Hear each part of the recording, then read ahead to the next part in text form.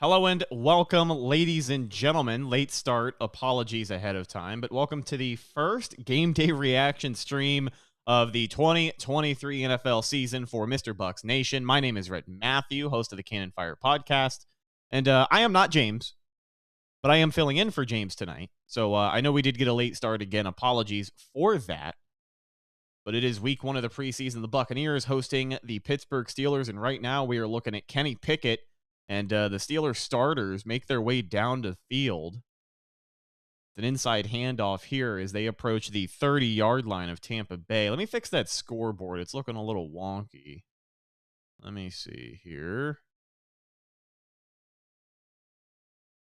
Hopefully you guys can see this.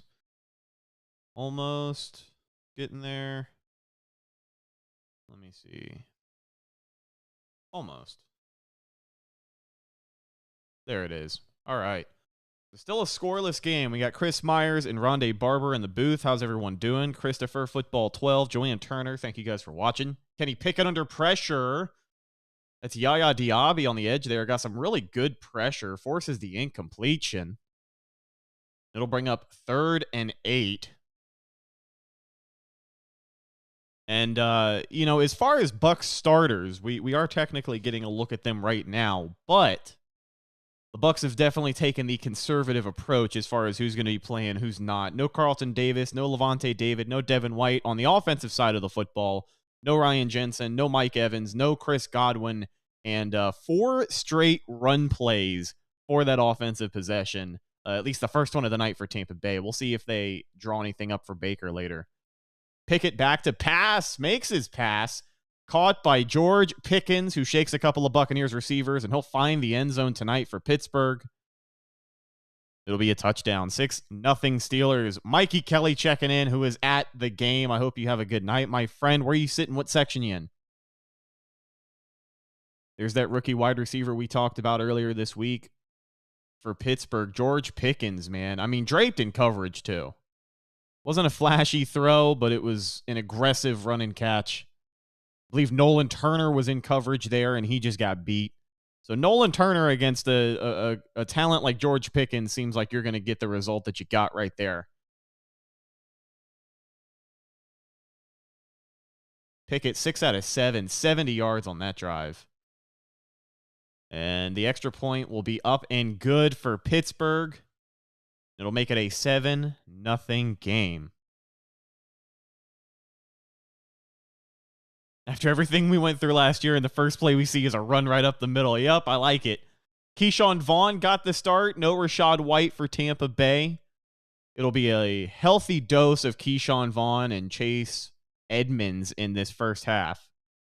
And this will not be a full game stream, by the way. It is the first preseason game. And with these preseason games, right around the fourth quarter, we might watch half a quarter, a couple of drives of John Wolford, but I feel like once the John Wolford experience starts, it's going to be a lot of the same after that. So we'll watch about 2.5, 3 quarters of this football game. Definitely going to let you know how Baker Mayfield and Kyle Trask play in the midst of that quarterback competition. They are in the middle of a commercial break, so we'll come back. It'll be Bucs football. Devin Tompkins, your primary returner tonight for the Bucs. I did not see Tristan Wirfs out there. He is not playing with the rest of that offensive line. Cody Mauch is out there with the starters. Ryan Hainsey is your starting center. Lee, how you doing, buddy? Good to see you again. Bucs always look bad in preseason, not reading too much into this one. I mean, at the end of the day, we talk a lot of crap about the Hall of Fame game and calling it a glorified dress rehearsal. At least that's what I have said in my own words. But it's the first preseason game. Just like you said, Lee, I don't want to read too much into what this team looks like. As far as offensive game plan, people are going to be critical of Dave Canales in his first preseason game with Tampa Bay, but my gut says there wasn't too much of an offensive install this week. I don't think the Bucs are going to be running too many creative plays that they're going to be hiding from teams in the regular season. So expect it to be a lot of simple things. Again, we saw in that first offensive possession 4 straight runs and even an attempt at a 4th down conversion on 4th and 1. So we'll see what they bring out of the bag here. But if you are a fan of Keyshawn Vaughn or potentially Chase Edmonds, tonight could be a fun night for you as well. Curious how much of Sean Tucker we'll see as well, undrafted free agent for the Buccaneers.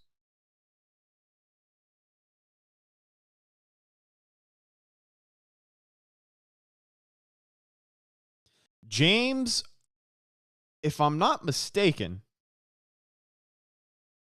hold on. Don't let me speak too soon here. I believe James is doing some work-related things, and that is why he could not be on this specific stream tonight. Devin Tompkins will field this one at the 4, so he'll get a chance to return it. Stutters around the 15, fights up over the 20, and he'll be brought down around the 22-23 yard line. So here comes Baker Mayfield for the second time tonight, wearing number 6 for Tampa Bay, who are in the white-on-white uniforms. The Steelers wearing their black jerseys and yellow pants. So going over the depth chart of quarterbacks here on the broadcast, Baker Mayfield entering his 6th season, 69 starts, 86.5% passer rating. Kyle Trask, obviously the QB2 right now, 2021 second-round pick for Tampa Bay, and John Wolford, a free agent QB they signed from LA. In the single back, quick pass to Devin Tompkins over to the right side, breaks a tackle, and a great way to make something out of nothing there as he picks up about 3 yards, and he'll be pushed out of bounds. It was just a snap, throw, 3-step drop, and a dump to the right, out in the flat. Devin Tompkins, great agility there to stay on his feet. And for a small guy, too, it's pretty impressive. I think Devin Tompkins, somewhere around 5'7", only 155, 160 pounds. One of the smaller guys in the league. Baker back under center now on 2nd and 7, takes the snap. Play action, roll out to the left side. He's being chased, throws the ball, and it'll be a first down. Trey Palmer, rookie from Nebraska, number 10, makes the reception there for a first down. And the Bucs will move the chains for the first time tonight. Hey, if there's one thing we have not seen from the Buccaneers in the last 3 seasons, it's a play-action rollout, especially one at the speed that I just watched Baker Mayfield get out in space. But a good heads-up play, throwing across his body and able to move the chains. Back up under center now, single back look. Keyshawn Vaughn in the backfield, 1st and 10. Baker takes the snap. It'll be a handoff. Vaughn has blockers, and he finds a hole. He'll power his way forward for about 10 yards, and I think he'll move the chains. Great run from Keyshawn Vaughn, and great blocks up front to set that one up as well. There will be a flag, though. We'll see if this comes back.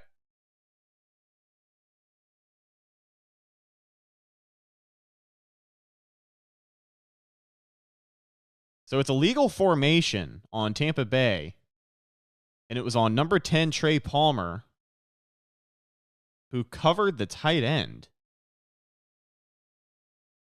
Yeah. So they say, so they say. So now 1st and 15, the Bucs will get another crack at it here. Good view of Tristan Wirfs, Antoine Winfield on the sideline. No pads at all. Those guys were not going to play. It'll be another handoff up the gut here, and Keyshawn Vaughn not going to have the same success. He's swallowed up in the backfield. It'll be a loss of 2 or 3. That's former Tampa Bay Buccaneer Quan Alexander making the tackle. There's a name you haven't heard in a little while. Ends up on the Pittsburgh defense, signed as a free agent after last offseason.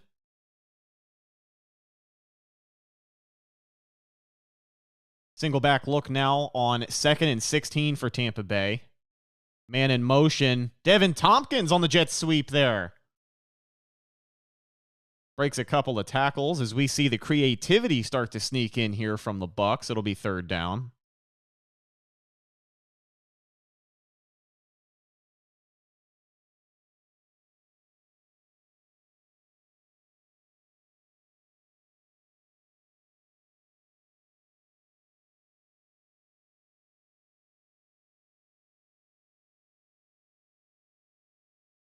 Out of the shotgun now, I believe, for the first time tonight. Vaughn on his left. Baker takes the snap on 3rd and 7.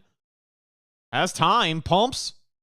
Can't find anybody. He'll take off and run to the left side. He's going to have guys chasing him out of bounds, and I don't think he'll move the chains, but a valiant effort as we got a flag on this play now. Looks like it may be a hold here.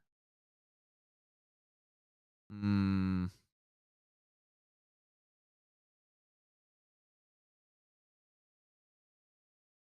Tristan Wirfs, no Matt Filer tonight on that Bucs offensive line. Rookie Cody Malk at right guard, Hainsey at center.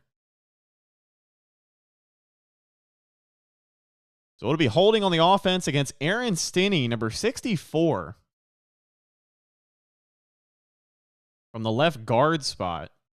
The Bucs will move backwards yet again. It'll be 3rd and long. Rondé disputes the hold, and I got to say, I can't really blame him. Kind of a weak call here. Maybe a little jersey tug if we're going to get technical, but I don't know.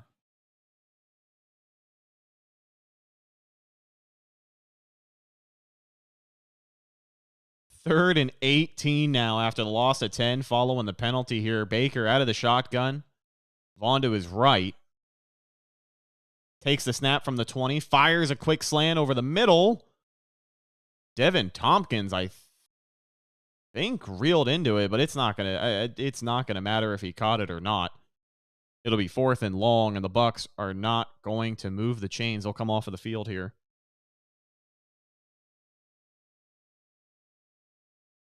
You got to give it to Devin Tompkins, though. Good physicality there as we look at the replay of that 4-yard completion. He's been playing his tail off, man. Devin Tompkins is a guy who's been on the Bucs for a little while, took over kick return duties second half of last season after Jalen Darden was cut. But he was heavily involved in that wide receiver competition back in the preseason of 2022. And, you know, with the Bucs signing Russell Gage and Julio Jones, that was a much tougher decision when you still had guys like Tyler Johnson and Scotty Miller on the team. But Devin Tompkins back with a vengeance, fighting for potentially that 4th or 5th wide receiver spot the Bucs are going to carry into the season.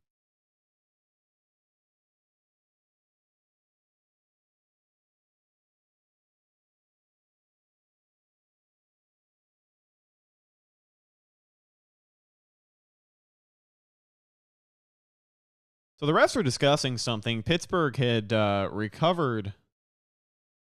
Here we go. 2 fouls on the play during the return. Legal block in the back. Number 15 of the return team. Penalty is declined. After the kick, holding against the return team. Number 38. That penalty is accepted. It'll be placed half a distance to the goal from the spot of the kick. That was a lot of information. Hopefully I got it all to you accurately. I tried to listen the best that I could. But it's going to be an interesting situation for Pittsburgh, as I believe Kenny Pickett and the starting offense are going to come out for another go at it in Raymond James Stadium. They'll take a break on the broadcast, which means I got some time to talk to the lovely people in chat. How are we doing, folks? Football is back. I know it is preseason football, but it's better than no football, right?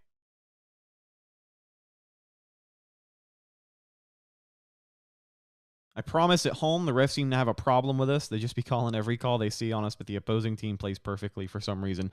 You know, it is the first preseason game for the refs, too. I'm not making excuses by any means, but I don't know. It's preseason.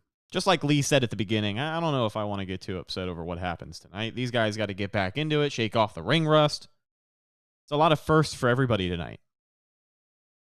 Big Hoss, what if Trask lights it up tonight? I think it'll go a long way for him, to be honest with you. It seems like the reporting has been so back and forth this week on whether it's Trask, whether it's Baker Mayfield, or whether it's even a quarterback competition at all. You got Joe Bucs fan who talk about that it's a foregone conclusion. Baker's going to get the job. It's his job to lose, which I think a lot of people felt that way. But to report that makes me feel like, you know, it kind of diminishes what we are all expecting to be a pretty entertaining quarterback battle. So I think if Kyle balls out tonight and Baker doesn't do much of anything, Kyle's getting the start next week no matter what against New York. But I think it'll go a long way for him, especially with the media starting to hype him up now, which is a new thing. The attendance good this evening tonight at Ray J. I have not gotten a good view of the stadium since the broadcast started. Mikey Kelly, our buddy MK in chat, Yeah, I was just about to bring you up. Sitting in section 305, what's it look like? I know it's not going to be a packed house, but good amount of people down there? I know usually, even the Brady preseason games were only about 75% full. I definitely heard a lot of Steelers fans down there, I'll tell you that much. Let's see if I can fix this lighting on me. I'm glowing here, folks. Oh. Oh well, I'll do what I can. Trask is probably going to play second or third quarter. I think so. I think they're going to keep the workload pretty similar between Kyle Trask and Mayfield tonight. Maybe they both play a quarter. And then you get John Wolford the whole second half. Or you get Baker first quarter, Kyle a quarter and a half, maybe 2 quarters, I'm curious how the workload will be split, but I have to think my gut says it'll be pretty even between the two of those guys. 2nd and 7 after the short run for Pittsburgh, deep in their own territory here. From the 7-yard line, they take the snap. It's an inside handoff to the running back. He'll shake a few tackles. Yaya Diaby almost had him wrapped up in the backfield there. But that's KJ Britt who finally makes the tackle. It'll be 3rd down. This will be a big 3-and-out now for this Buccaneers defense. Again, you're looking at the first team, but you're not seeing a lot of starters. No Shaq Barrett. Not sure if Joe Tryon-Shoyinka is out there or not tonight, but I have seen a lot of Yaya Diaby. No Devin White, no Levante David, none of your starting corners. Out of the shotgun now. From the 6-yard line on 3rd and 6, Pickett, pressure coming, and he just had to get that ball away. Oh, that's Mitch Trubisky, excuse me. So Kenny Pickett is going to be done. It looks like the Steelers saw exactly what they needed to when he went 70 yards down the field to score on that opening drive. So we get Mitch Trubisky come in, and the Steelers go 3-and-out. It'll be 4th and 6, and the Bucs obviously going to look to take advantage of this opportune field position here. Kicking out of their own end zone here. Devin Tompkins right around midfield on the logo, deep to receive. Out of their own end zone, kick is up and away. Not a bad kick, fielded right at the 40. It's going to roll, so Tompkins just going to let it bounce. Wasn't a great kick, but the Bucs will set up shop at their own 42-yard line. So with a 7-0 lead, the Steelers go back on defense, and we'll get another look at Baker Mayfield and Tampa Bay.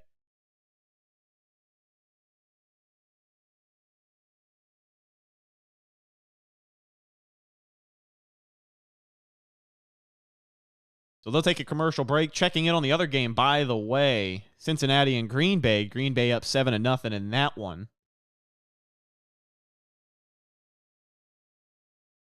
Tanner Hudson, former Bucs preseason hero, just makes a catch for Cincinnati. Not enough to move the chains, but good former Bucs sighting there. How about that?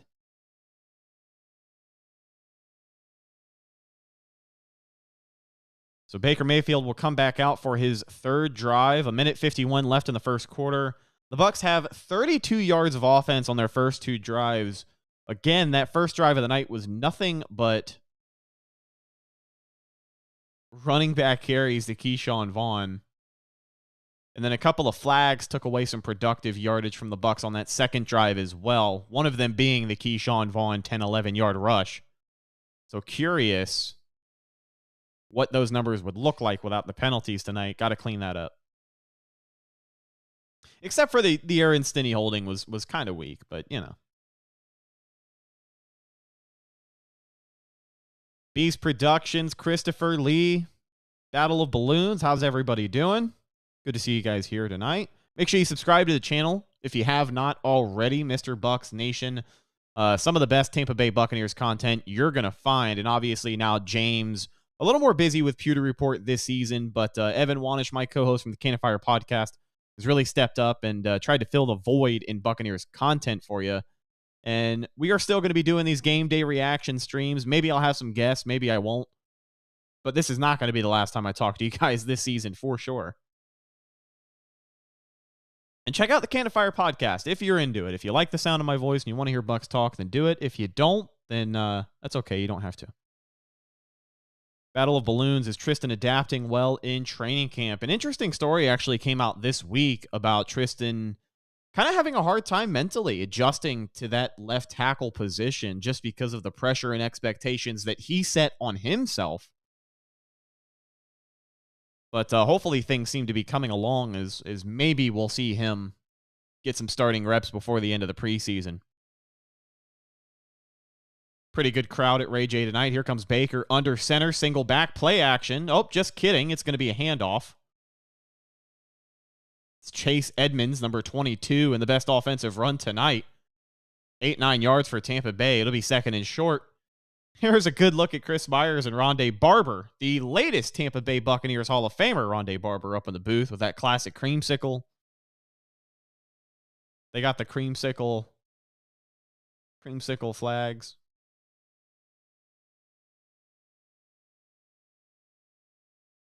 Under center now, Baker, play action, drops back, fires to the right side of the field, and finds his running back in the flat.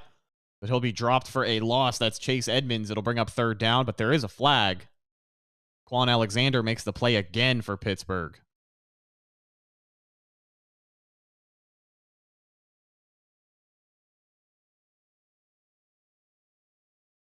Might be on the tackle.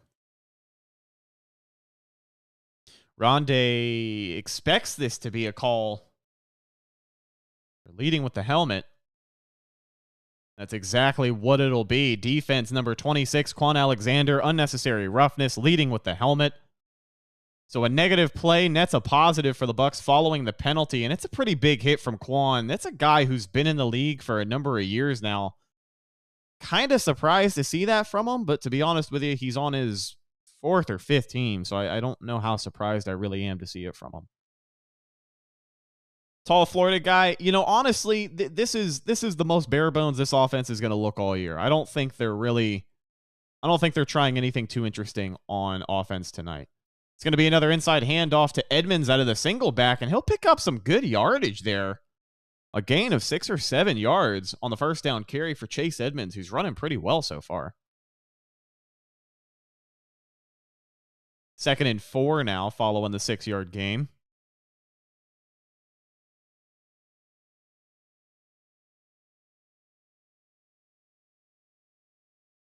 .28 seconds and rolling left in the first quarter here. Looks like the Bucs will run another play here. 2nd and 4, Mayfield under center, single back look. It's a play action rollout again, and Baker throws to the right side. This will fall incomplete, but we do have another flag on the play.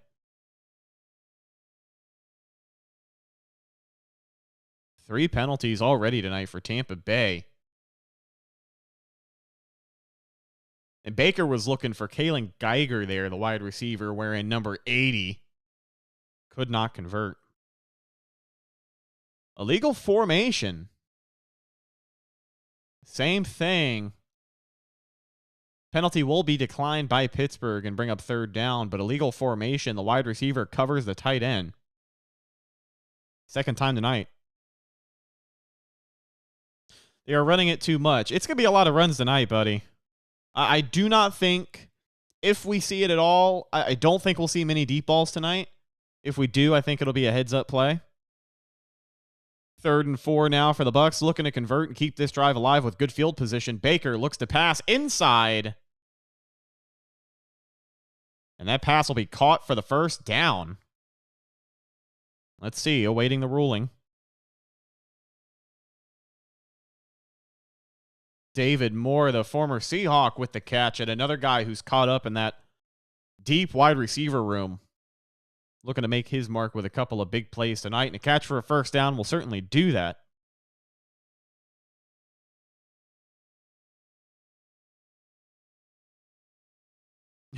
Christopher, one first down in this corner that wasn't a penalty. We are awesome. Hey, you got to take the wins whenever you can. Still a one-score game. It is preseason, folks. So hard to get too upset with what's going on. But they're taking a break on the broadcast, which means I'm going to step away for a second. I'm going to grab some water. I will be right back. Don't go anywhere.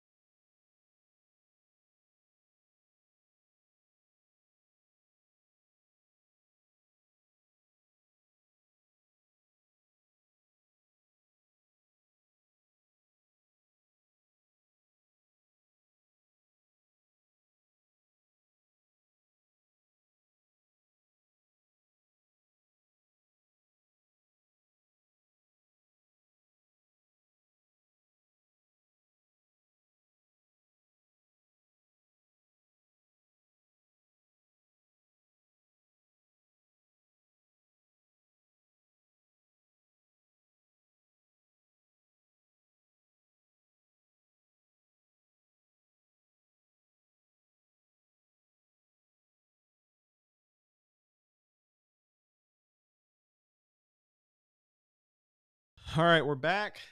Had to get some water.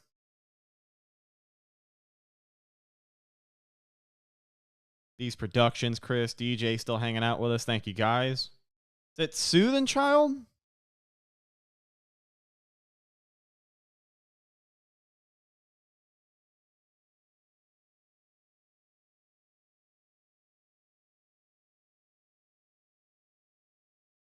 Miguel says Baker's nose is looking sunburnt. I bet you a lot of those guys are looking sunburnt this week. Under center now, Baker once again on first down for the Bucs. It'll be an outside handoff here for Chase Edmonds, who shakes a couple of tacklers, but he'll only pick up a couple of yards there. Lee says, I'd really like to see Edmonds or one of the other running backs push White hard for the starting spot. He hasn't proven anything yet, and he needs to come in super hungry. I would like to agree, Lee. I'm curious to see where Rachaad White picks up. Because like you said, I think second half of the year last year, he knew he was running back one, but he's had the job all offseason, and he knows it. Play action rollout here for Baker, and it's another completion deep downfield. It'll be a first down. This one to Kalen Geiger. Great way to move the chains there.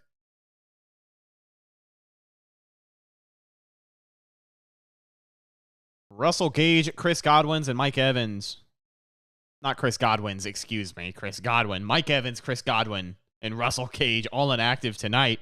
So we get a good look at these young wide receivers. And again, good physical catch from Geiger right there as he rolls out of bounds and gets the first down for Tampa. Baker now out of the shotgun. Edmonds to his left. Geiger, the man in motion.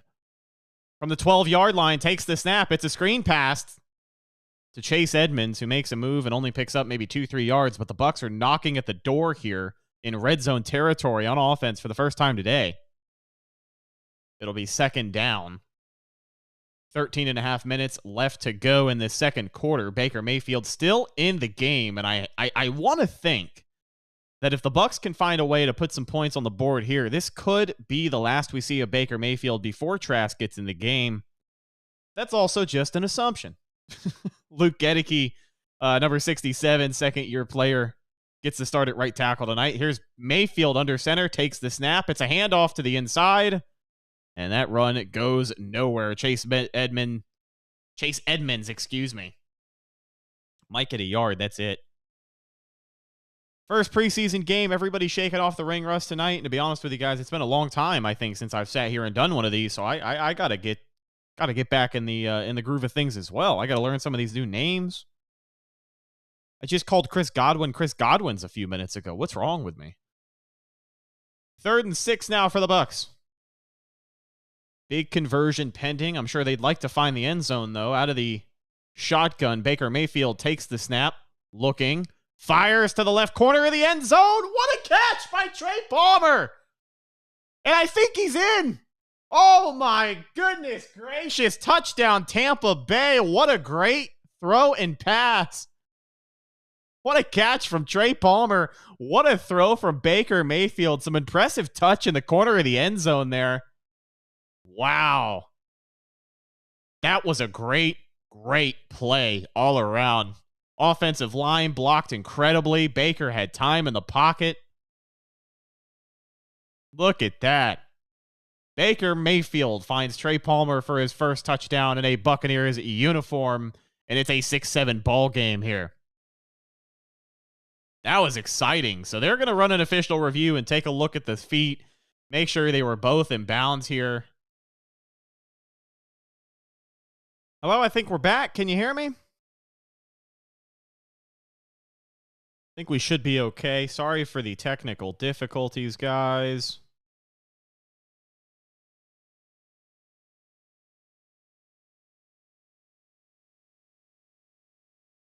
If you're watching, can you hear me? Let me know in chat. Not sure what kind of difficulties we're having. Austin says you're back. Good to hear it. Sorry about that, guys. Should not happen moving forward. I don't want to speak too soon.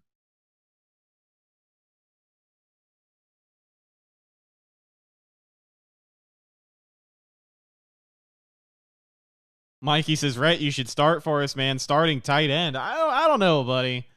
I don't know. I think I'm washed up at this point. I know I'm only 24 years old, but I think my athletic endeavors might be behind me. Christopher says we can hear. Good to hear it. The Pewtercast. What's up, buddy? I don't know if that's... I think that's Brent.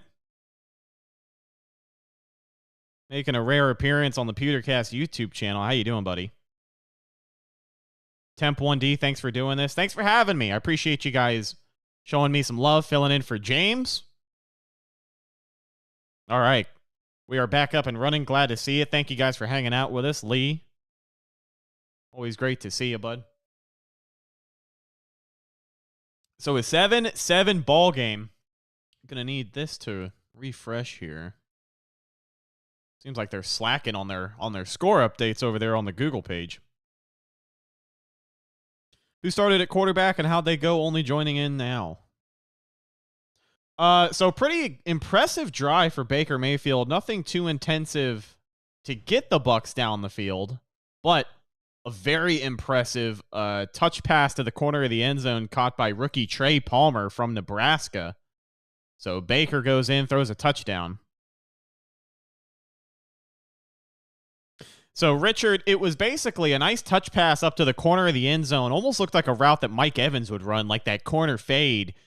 But up in the air for a long time, good arch, and a nice toe tap touchdown is the word that I'm looking for. There we go. Toe tap touchdown in the corner of the end zone for Trey Palmer.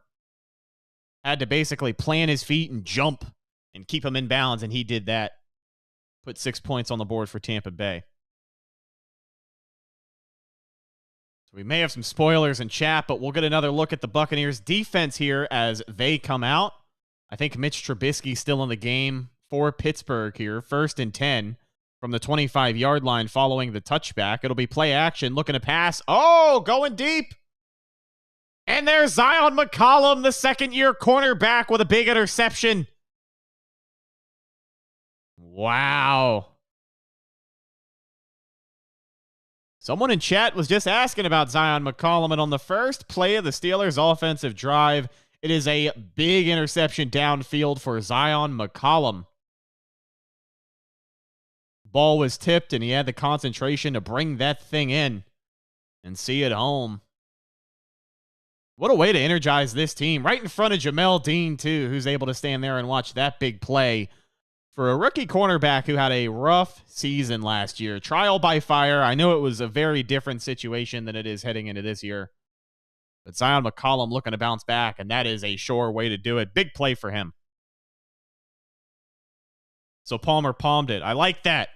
I like that, Richard. Palmer palmed it.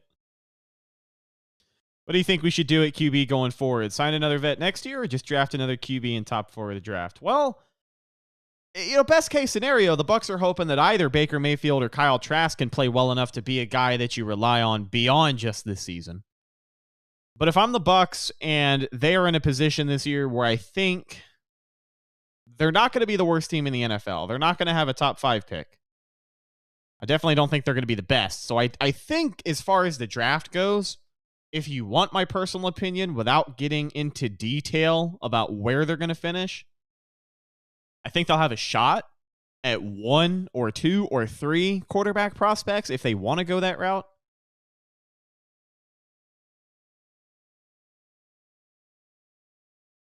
But I think,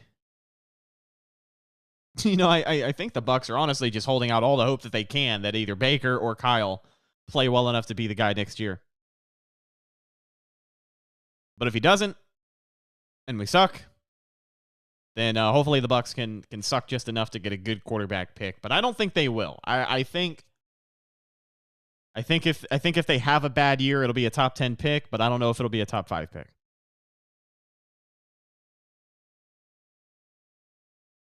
Thank you guys for the support. Christopher watching the game. Soothing Child.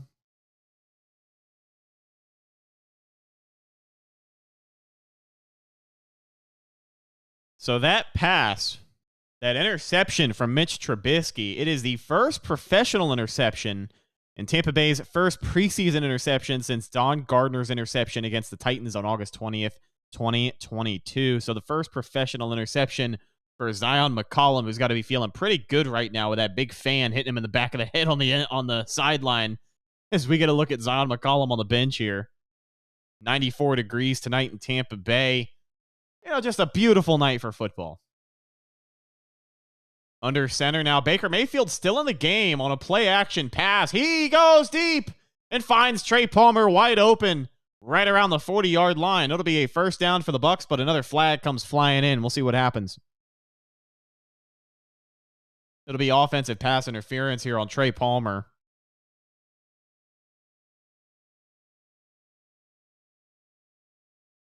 $10-yard penalty as we'll get a replay of first down. It'll bring up 1st and 20 now for the Bucs, but a good-looking play. Trey Palmer was wide open. Martin, how you doing, buddy? Hi, guys, tuning in from the Czech Republic in Central Europe. Well, thank you, Albert, for hanging out with us, and go Bucs. Martin, can we get roster updates throughout tonight, please? Of course. Anything that I see, I will pass along to you. Baker Mayfield still in the game from the 31-yard line under center. And it's going to be a handoff to Keyshawn Vaughn, who's back in the game. Started this game. Chase Edmonds came in, and we get a look at Keyshawn Vaughn now for the second time tonight. He'll lose a yard on that carry, 2nd and 21. Yeah, penalties definitely still seem to be a problem tonight. Now it's an empty backfield. Baker going to pass. Finds an open Kalen Geiger way downfield, and it'll be 3rd and 1. What a throw and catch there. Q-on Carter, is Julio Jones with Tampa this year? No, he is not. Julio is still technically a free agent in the NFL. The Buccaneers let his contract expire and did not re-sign him, so curious to see if he does get re-signed by another team. Good-looking play there as it'll be 3rd and 1 now for the Bucs. Baker under center. Single back look. 2 wide receivers to the left. Keyshawn Vaughn in the backfield. It'll be a handoff to Vaughn, who slams up the gut, and I don't know if he had enough to get the first down there. If it's 4th and 1, I think this offense may stay on the field and go for it. So the first time tonight that Dave Canales has called plays in his career.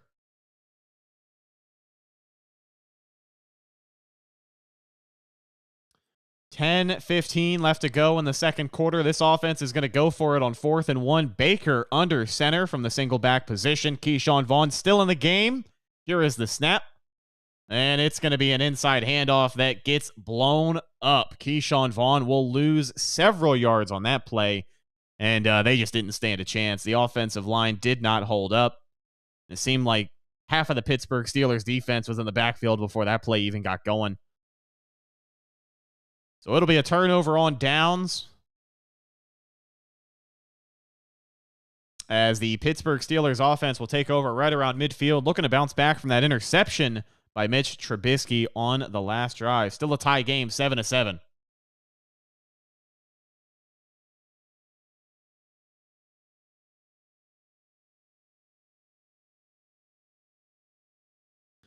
Hang on, let me grab my phone charger. I'll be right back, guys. Give me one sec here.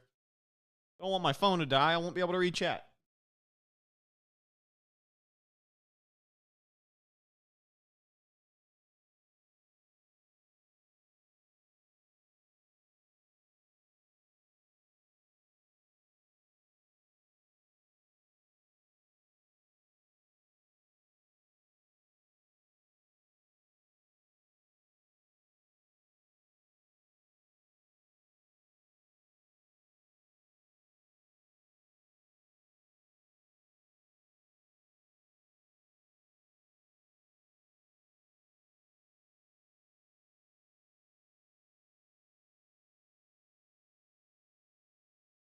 All right, I'm just going to let that charge for a minute and I'll read chat on the computer here.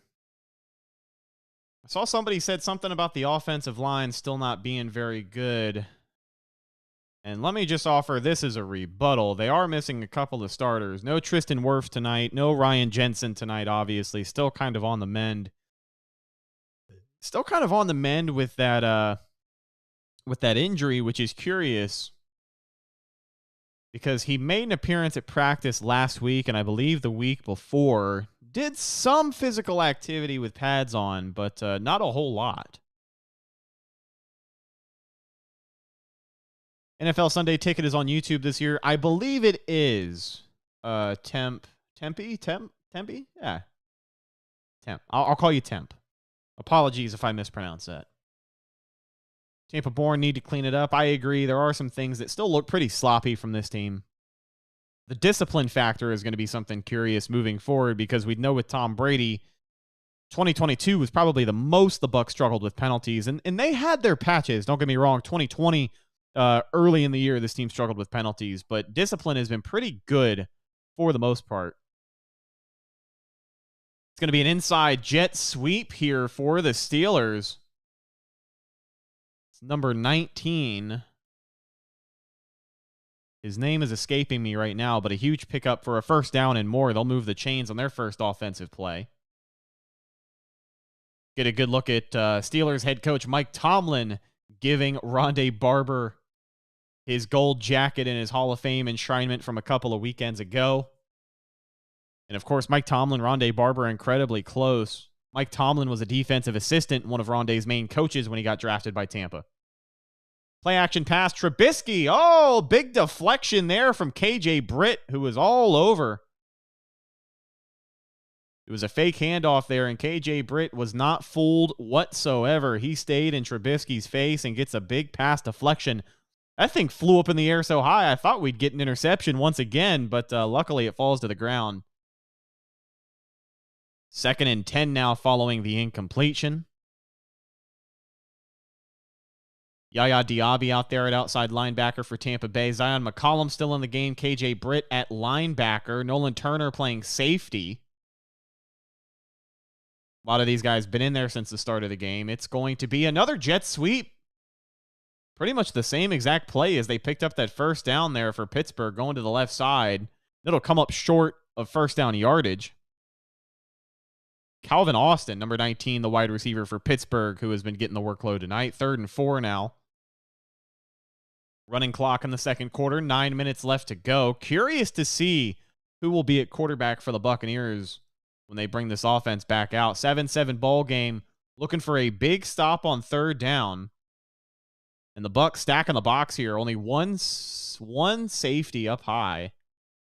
Trubisky drops back to pass. Pressure coming, and he finds his man over the middle. It'll be caught for a first down. Number 83, Darnell Washington, the rookie from Georgia. We talked about him on the Cannon Fire podcast this week. Yaya Diaby now being looked at by trainers. He's down on a knee. Not a great sign here. Playing on special teams tonight. The rookie out of Louisville, playing a lot of snaps, has been in here since the start of the game at 6'3", 253. Man, he is a big guy. When they show him next to those trainers, you really get really get a sense at the size of number 0, but he'll make his way off of the field under his own power. Hopefully just a cramp or some complications from the heat and humidity down here in Florida. Again, 94 degrees for a 7:05 p.m. kickoff is pretty insane, but it is August in Tampa, Florida, so it's going to come with the territory. Diaby makes his way to the sideline. Helmet's still on, but he is out of the game for now. 1st and 10 now for Pittsburgh from the 20-yard line, knocking on the door. Trubisky with a man in motion. It'll be an inside handoff. Bounces to the outside. He's going to have a hole. And number 26, McFarland, the running back, will find the end zone tonight for Pittsburgh. Sorry, I wanted to say his second time, but he didn't get the first touchdown. It'll be their second touchdown of the night. Zion McCollum, the man, I think, who made the big mistake. Yeah.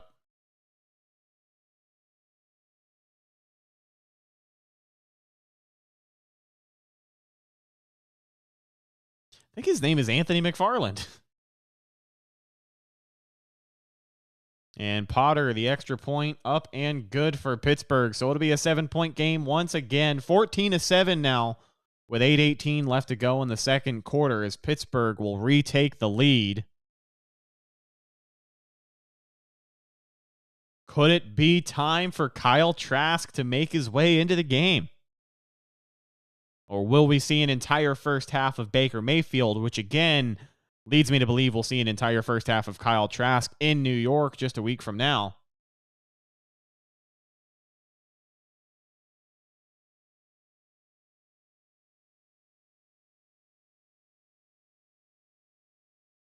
Trask isn't going to play. I think he'll play.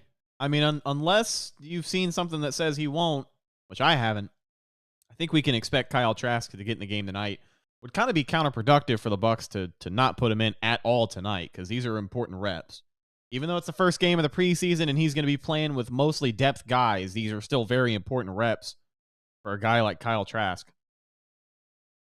94 degrees, you can have cramping and you get cramping. Everyone can suddenly cramp.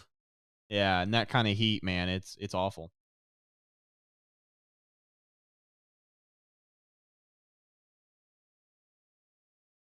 Yeah, again, the workload is going to be something interesting. I kind of thought it was going to look similar between Baker and Kyle Trask tonight, but we know Baker did get the nod to be the starter, so I guess that comes with starting responsibility, which could be an entire first half, but we're not going to find out until this offense takes the field once again after the kick return. I think Devin Tompkins will be back deep to return for the Bucs. My broadcast is still on a commercial break. Man, I'm so happy football is back. I'm with you, man. It's been a long last 8 months without seeing the Bucs. You know, the last football game that I watched a little bit of USFL, XFL. I'm not going to lie to you. It felt like I was cheating on my girl, the NFL, but, you know, sometimes when she's not around, you got to get what you can get. And the USFL, the XFL, I don't know what it is, but it just didn't seem as exciting this year. Didn't seem like I saw as many good games. Especially because the USFL took away my Tampa Bay Bandits. They tried to give us the Memphis Showboats, and I couldn't get into it.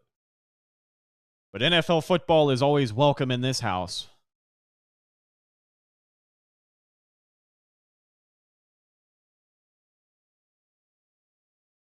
Trask will go second preseason game for as long as Baker is going now. Then the third string again. I think they'll go toe-to-toe in the third preseason game. I agree. But I 100% still think we're going to see Kyle Trask tonight. If we don't, I'll eat my words, though. So Devin Tompkins will field this one at the 2-yard line. Get a chance to return. That's Trey Palmer, not Devin Tompkins on the return. He'll bring it up to the 25-yard line. And here comes that boy, Kyle Trask, the former second-round pick for Tampa Bay. This is his third year. Only thrown 9 passes in the NFL. That came in the regular season against Atlanta last year. Grandfather played for the Oilers. Didn't know that. Interesting trivia on Kyle Trask there. 1st and 10 now. Under center for Kyle Trask. A lot of the same personnel of who was in there for Baker. And the first snap for Kyle.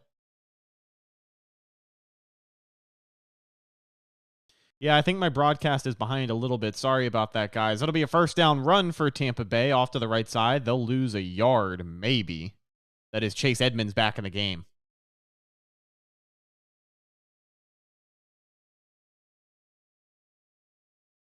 I appreciate you guys' patience. If your broadcast is ahead of mine, apologies. But if your broadcast is ahead of mine, it's an easy fix. All you got to do is pause your TV for a second, and then you can line it up, and we can watch the game together. If you want to see it first, though, I understand.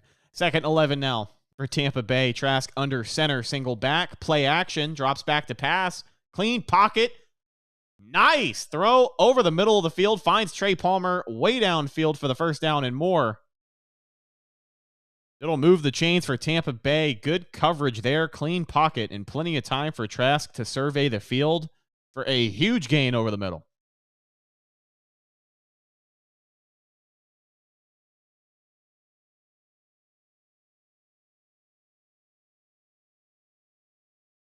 Hey, I'm on YouTube TV. If you got YouTube TV, I know they got a pause button. Not everybody has cable, though. You're right. Forgive me. I don't want to make assumptions here. Man in motion, single back for Kyle Trask. And it's going to be a jet sweep for Kalen Geiger. Trask really had to stretch out.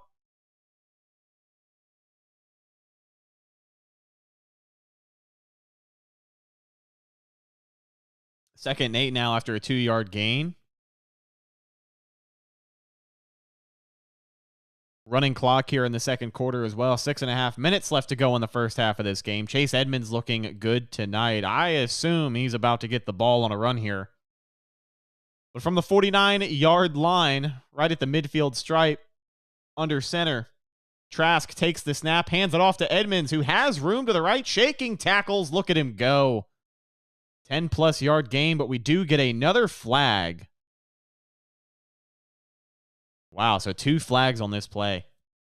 And this is just another big gain tonight that may be coming back because of a flag on Tampa Bay. This has got to be fixed. Offensive holding on Luke Gedeke.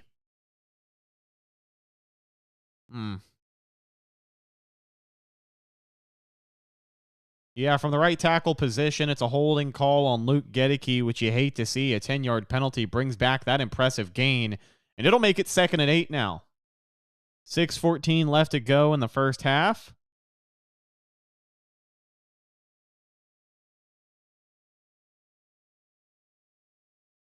Six minutes left to go here. 2nd and 16. Out of the shotgun, Trask looks to pass, finds Geiger, and it's complete, but he'll lose about 2-3 yards. They tried to set up the screen pass there, and it just did not work. It'll be 3rd and 19. Not a great look, but penalties will do that to you.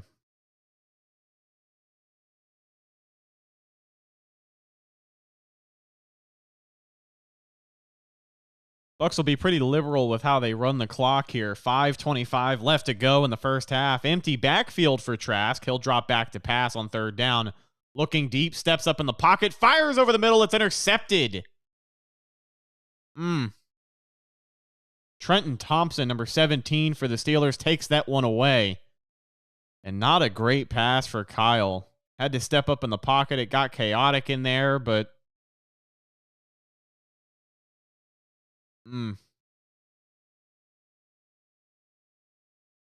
yeah, that's just a good play by the corner. Read the route like a book. And he read Kyle's eyes all the way. Kyle tracked his guy all the way down. We'll get an interception. So no interception for Baker Mayfield tonight. And on his first offensive possession, we do see one for Kyle Trask as they try to air it out on 3rd and 19. So some desperation throws there lead to an interception, and the Steelers will take over right around midfield. The ghost of former Bucs QBs in the building tonight. Maybe. I don't want to say so for certain. King Jalen, how you doing, buddy? Welcome to the stream.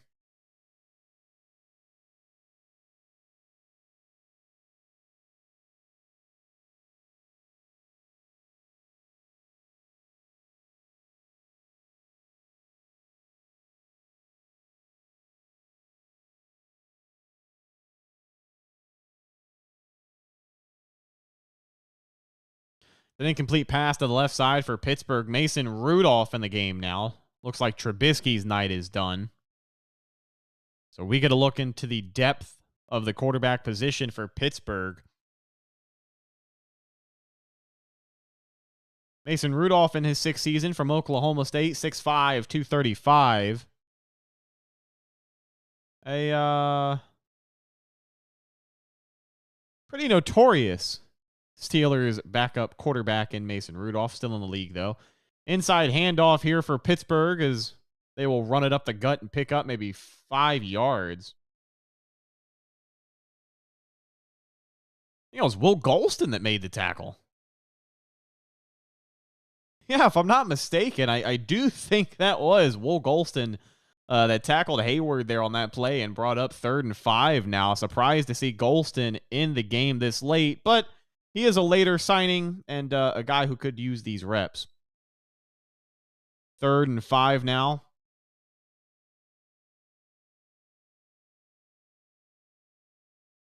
Rudolph under center. Bucs are going to blitz. Pressure coming. Has time. Oh, we got some disrupted. We got a disruption in the pocket there. Excuse me. Sorry, I wanted to make sure I say my words correctly. They can get hard sometime. I don't know if that was a complete pass or not. Looked like it was going to fall incomplete, but I think they made the play and got the first down. That's 92. Will Golston on the bull rush there, able to get his hands on Mason Rudolph, but still able to get that pass away. Finds his receiver, and they're going to move the chains. So the Bucs defense will stay on the field. And yeah, that is Will Golston out there. Illegal contact from Tampa Bay. A lot of penalties tonight. Even Todd Bowles is shaking his head. Not sure where the call was there. But it's going to be on Zion McCollum, I believe, who is still in the game after that interception earlier tonight. Gervasier Dennis in there at the linebacker spot. Man in motion. Rudolph takes the snap. It's going to be a handoff to the left to Anthony McFarland again, who gets a first down and more. Shakes a couple of tackles, but guess what? We got another flag.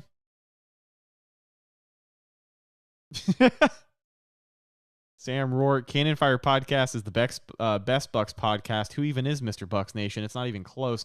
With all due respect to Mr. Bucs Nation, I do think my buddy Sam has a point. Thank you, Sam. I'll slip you that $20 as soon as I wrap up the live stream here. No, but we all love James around here, obviously. Cannot wait for him to be back. And I can't wait for this Buccaneers defense to start making some plays, or at least for either side of the ball to clean up the penalties tonight. 6 penalties so far and 45 yards against Tampa Bay in the first half. Running clock now, 3:45 left to go in the first half. Out of the shotgun is Rudolph. McFarland still in the game, now with a tight end in motion. Oh, botch snap. He's got to run back and get it. The pressure is on, and he'll recover right around the 35-yard line. That could have been disastrous. Yeah, that could have been really, really bad there for Pittsburgh.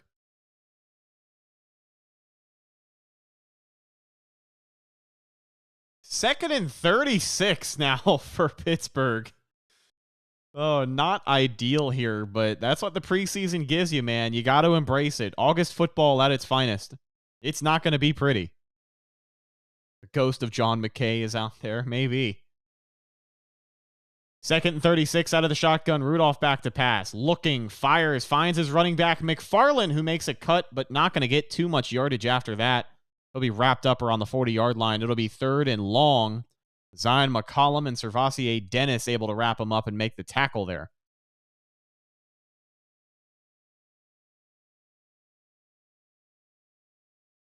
Third and 32. Not going to be great if they convert this. I'll tell you that.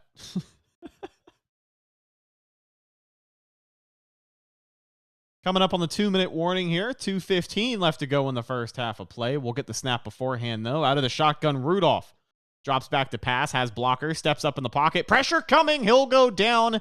He does get rid of the football, but the Buccaneers pressure too much. That's Cam Gill from the outside linebacker spot, number 49, able to make the play. They're saying it's a sack. So no incomplete pass for Mason Rudolph. They will rule it a sack for this Tampa Bay defense, and that's a great way to get off of the field as we have reached the 2-minute warning here in the first half. 14-7 ball game. Pittsburgh now facing a 4th down. We'll see if they punt or try and do something miraculous here to pick up some yardage, but doesn't look likely.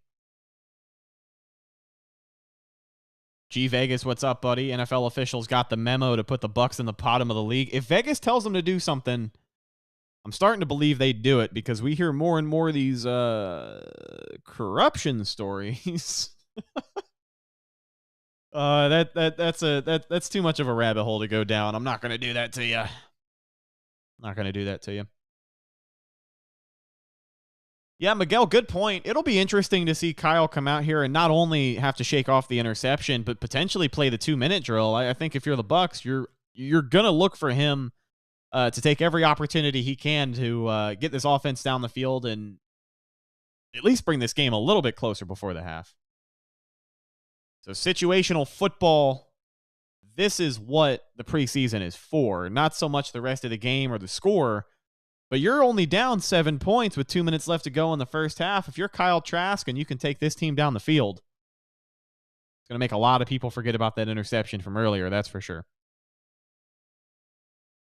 A lot of coaching and personnel adjustments need to be made. Plenty of time to get better. Agreed. There is a lot of time between now and the start of the season. Some things have to be cleaned up sooner than later.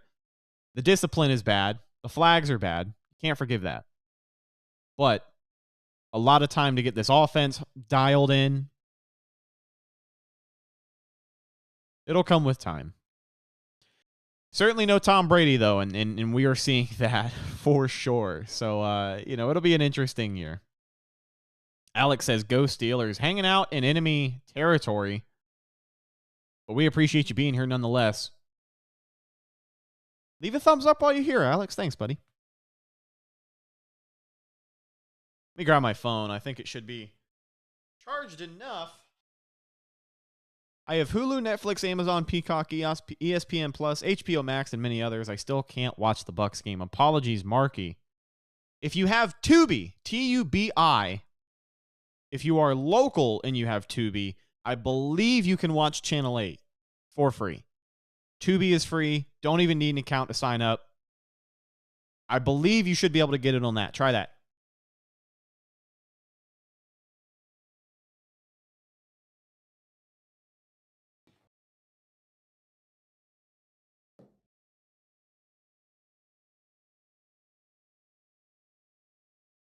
Fourth and 40 for Pittsburgh here. As we get a good look at Raymond James Stadium. Good crowd. Good crowd for a preseason game. You love to see it, man. Devin Tompkins back deep to receive for Tampa Bay. They're going to punt this one away. Raymond James Stadium, 26 years old this season. Time to put a roof on it. Kick is up and away. Tompkins back deep to receive. He'll take this one from around the 25-yard line. Looks to shake a tackle and does not. He will not get away from the special teams unit there, and it's a big play. So Trask comes back with 1:52 and 3 timeouts to work with.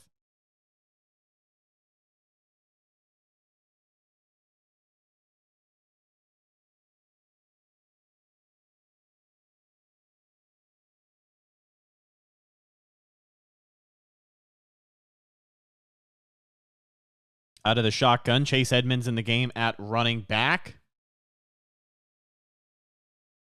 Trask takes the snap, looking to pass, steps up in the pocket, has time. He's going to have to get away from the pressure, and he will not. Trask goes down.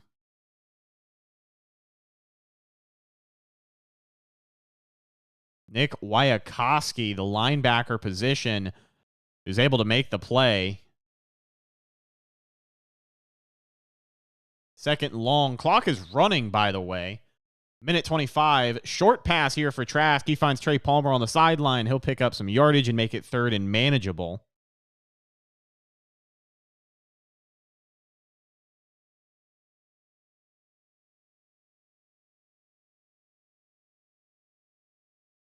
3rd and 5 now. Clock stopped at 1:22. Trask back to pass, steps up in the pocket, fires over the middle, and that falls incomplete. Was looking for Keefe, who had it and dropped it. Surprisingly, Keefe from the tight end position has a reputation for having better hands than that, and that one literally just falls right through the breadbasket there. 4th and 6. That ball should have been caught. Yeah, I agree with Rondé Barber there. So it'll deflate any offensive momentum the Bucs were looking for on that drive, and they'll punt this thing away. Jake Camarda back deep. Jordan Byrd back to receive for Pittsburgh, and he booms this one away. Gets a bounce. It'll roll out of bounds right around the 30-yard line. So Pittsburgh will take over in their own territory there as they look to ride out the rest of this second quarter. 1:10 left to go in a 14-7 ball game. Pittsburgh on top as they will get the ball back.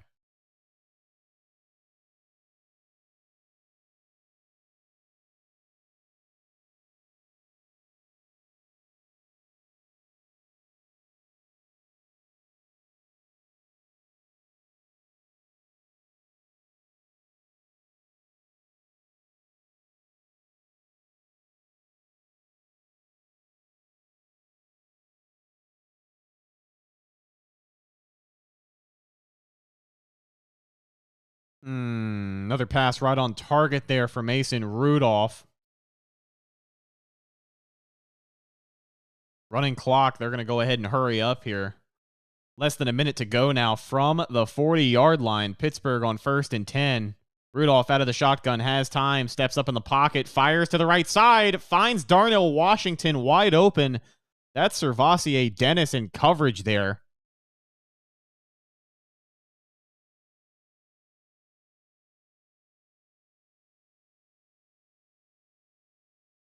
Pittsburgh calls a timeout here, their first of the night, and they'll freeze the clock with 44 seconds left to go and decent field position.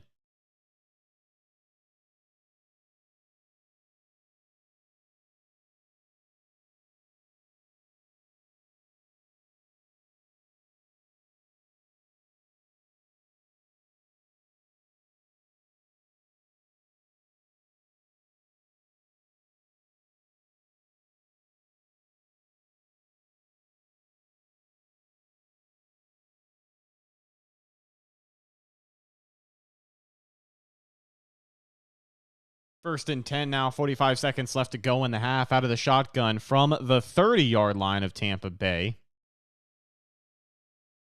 Rudolph takes the snap. Pressure coming in quick. He gets the ball out, looking end zone, and that'll fall incomplete. Good coverage from the Buccaneers defensive unit there. Good pressure, good coverage, just good defensive play all around. That's what you like to see. Nolan Turner on the safety blitz almost got there. Rudolph picked it up. Was able to get that ball away.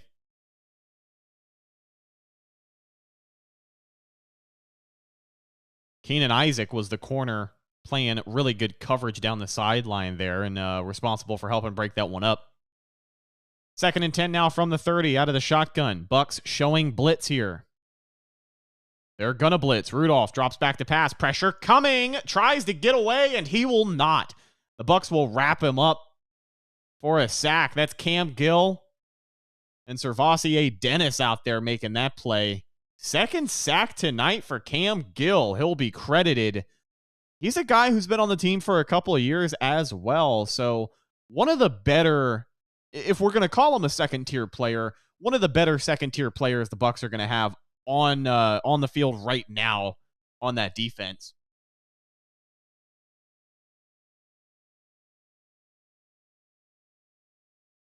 Pat O'Connor in the game as well, looking huge, man. Put on a lot of weight. In a good way. Don't want that to sound bad. 3rd and 15 now after the sack.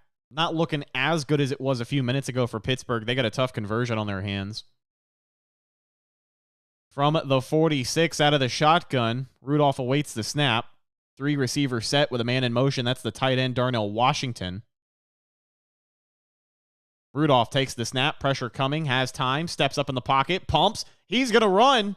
Does he have enough room to move the chains? He'll slide forward, and I think he did. He got the first down. The clock will continue to roll 18 seconds, and I think Pittsburgh going to call their second timeout. That's not what you like to see. Good coverage, and Rudolph just had to tuck and run, trust his instincts, and he's able to slide for a first down. So the coverage was good, but you let the QB get away. Pittsburgh gets their timeout. They'll move the game clock to 20 seconds now. So 1st and 10 in Bucs territory, 20 seconds left to go. And no more timeouts for Pittsburgh. So curious to see what their approach is going to be here. But after the 15-yard pickup on the Rudolph scramble, they do have some options.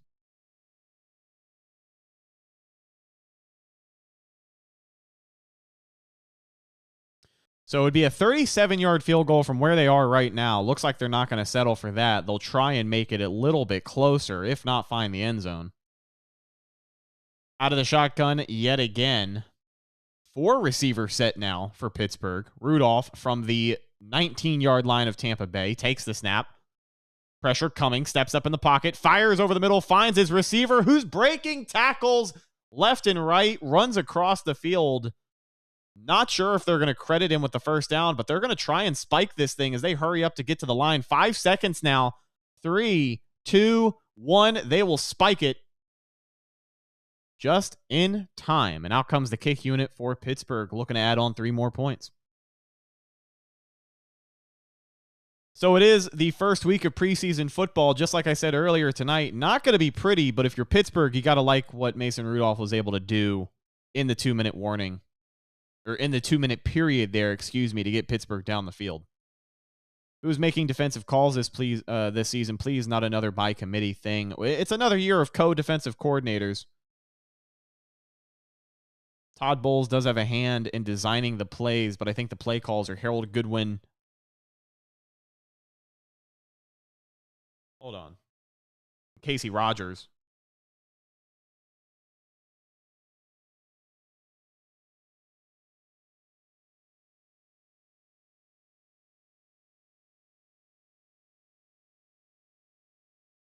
Casey Rogers and Larry Foote, I believe they will be your co-defensive coordinators for another season in a row.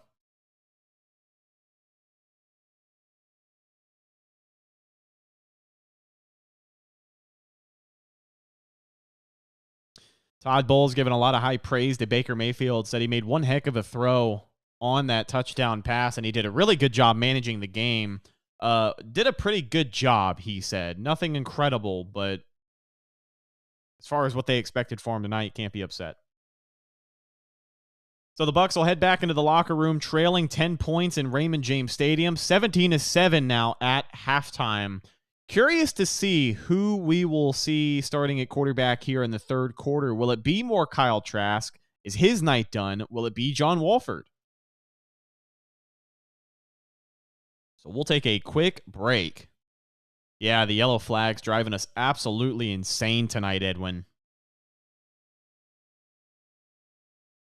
Maybe they're just teasing us with some of the offense from last year as well. I want the season start, so open it up. I will say, one of the things that I've noticed as far as, the running back carries that we have seen tonight, the Bucs are doing a good job of playing these guys in space, setting up some blocks to the right, taking some more time to develop these run plays instead of just sending it right up the A gap or the B gap with Leonard Fournette for a 2-yard carry. I think we've seen at least what, the skill set of some of these depth guys brings to the table as far as lateral speed, breaking to the edge, setting the edge to get around, setting up blocks. That's what I'm going to be looking forward to see, honestly. Yeah, first preseason game, it's going to feel like they've committed to the run, but it's just not as much offense as you're going to see in any other game. This is probably the most bare bones this offense will ever look. I don't think there was too much of a offensive install for this week. Just trying to get everyone up to speed with probably some of the plays they've been practicing. Temp, be back after halftime. I will be here, buddy.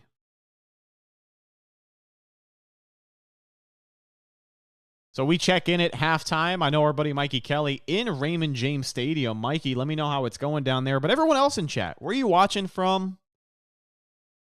Did you get any football food for tonight? The return of football. I know it's a party for some people. I thought about getting some chicken wings, but I took a nap and just didn't have the time. I am betting Trask has at least one more drive, if not two. If I was a betting man, I would bet the same thing. But the reason I'm not a betting man is because I'm not very good at it. So I'm not mad at the 3 runs to start the game. Just the O-line needs to move them, boys. I agree. You know, we are getting a good look at the depth, and I think that's another thing that is going to be talked about over the next couple of weeks is the depth of this offensive line. We know Luke Gedeke is going to be your starting right tackle. Tristan Wirfs slated to be your left. Cody Malk has been slated to be that starting right guard. Robert Hainsey is going to be the backup help at center, but Jensen expected to be the starter. And then the free agent, Matt Filer, former Pittsburgh Steeler, is going to be a starter as well. We did not get a look at him tonight. So you do have some younger players filling in, but these are going to be the guys that may or may not make the team. You know, Aaron Stinney is one of those guys. Nick Leverett is another one of those guys. When we talk about interior offensive linemen in the depth that is had at that position, the Bucs are in kind of a good spot. William just tapping in. What's up, buddy? Tall Florida guy. Pizza and beer. Cannot go wrong with that combination. It's like milk and cookies. Watching in Puerto Rico, and I just got my mac and cheese hot dog. Mac and cheese hot dog. I've never tried that. I've tried mac and cheese with hot dogs in it, but I've never tried mac and cheese on a hot dog. Biggest concern so far, offensive line and penalties. It's preseason, but the team still looks undisciplined, in my opinion. I hope it gets cleaned up in time, but I agree about the undiscipline. That's kind of a surprise, but kind of not. You know what I mean? Chris watching from Pinellas Park, and he had chicken and rice. That's always a good option. I love me some chicken and rice. I eat chicken and rice probably more than anything. Lunch and dinner, and then I throw all types of stuff in there. Carrots, broccoli, cauliflower, whatever I'm in the mood for that day. Throw some hot sauce in there. Oh, dude, a chicken and rice bowl with chopped cauliflower. Hear me out. A lot of protein here, but a chicken and rice bowl, brown rice, chicken, broccoli, chopped up cauliflower. Hold on, follow me here. Scrambled eggs and a little bit of Chipotle hot sauce. Oh, man. If you have a Chipotle or a Sriracha hot sauce you can throw in a rice bowl, it completely changes the game. Can't forget the salt and pepper either. William, I missed Trask interception. Was it bad? It definitely wasn't great. He just kind of tracked his receiver. The defender made a really good play on his eyes, and I think Trask did make it easy for him. So yeah, not a good pick at all. Also eating spaghetti and garlic bread. Shout out Spaghetti Gang. Yeah, Brandon, he did throw a pick on a first offensive possession. I think it was his second pass. G Vegas having spaghetti. Must be a spaghetti night. You can't go wrong with spaghetti. It's a classic, man. It's fire. The hot dog has mac and cheese on top and bacon. That sounds crazy, dude. Enjoy. All right, Rick, we need you to throw on the pads and be in by the second half. I don't know if I'll make it in time. I'm only, I think I'm like 30 minutes away from the stadium as I sit right now. Can't watch the game, but listening from Athens, Georgia. Go Bucs. Thanks for listening, Ryan. Glad to have you in here, buddy. We are in the middle of a halftime break for anyone curious. 17-7, the score. Pittsburgh ahead 10. Temp, Korean barbecue with Thai noodles. That sounds delicious. You guys are getting me hungry. Heck yeah, Rhett. The brown rice, chicken, and kimchi is my go-to protein bowl. Oh, so good. So good. There's so much you can do with chicken and rice. There's so much versatility. 90 Dion watching from Maryland. Glad to have you in here. Ben says definitely got to eat that garlic bread with it, though. Game changer. 100%. 100%. If you don't have some kind of carb, spaghetti's still good. But if you got garlic bread or even like the breadsticks, like Sometimes I've had I don't know if they sell them at Publix or if it's like a Sam's Club thing, but they literally on the bag it just says yeast dinner rolls, which sounds kind of gross, but those are delicious. Make them in the oven.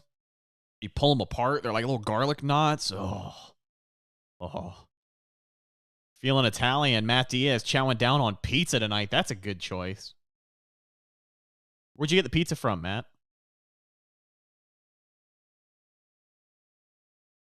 Willie Beeman, Trask already has a pick in the first game. Not good at all. Make Baker earn it. Don't give it away. Again, it is first preseason game, so I do not want to get too up in arms because I think if Baker plays as much as he did tonight for the rest of the preseason, we may see an interception from him at some point as well.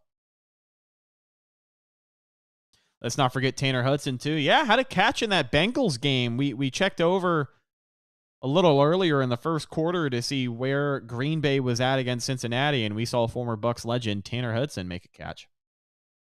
Santoro's on Cass. Nice. Sounds delicious. Joey Salas, Bucs preseason games just won't be the same without the legend Ryan Griffin. I agree. That was our Mr. August, man. You want to talk about some guys who revolutionized the game of preseason football in Tampa Bay.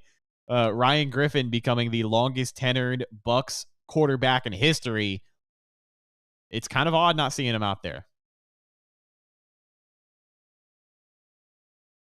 Zion had an awesome interception, but he's got to keep outside containment. Yeah, it didn't look great on that one touchdown run from McFarland earlier. He kind of broke down the edge there. I think he went to make the play inside and just made the wrong read, but left way too much room for the running back, and, the rest is history.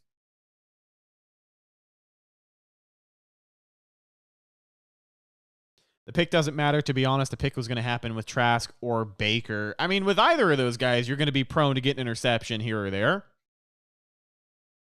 But it usually depends on how those interceptions look. You know what I'm saying? And even as a guy who is rooting for Kyle Trask, it didn't look great.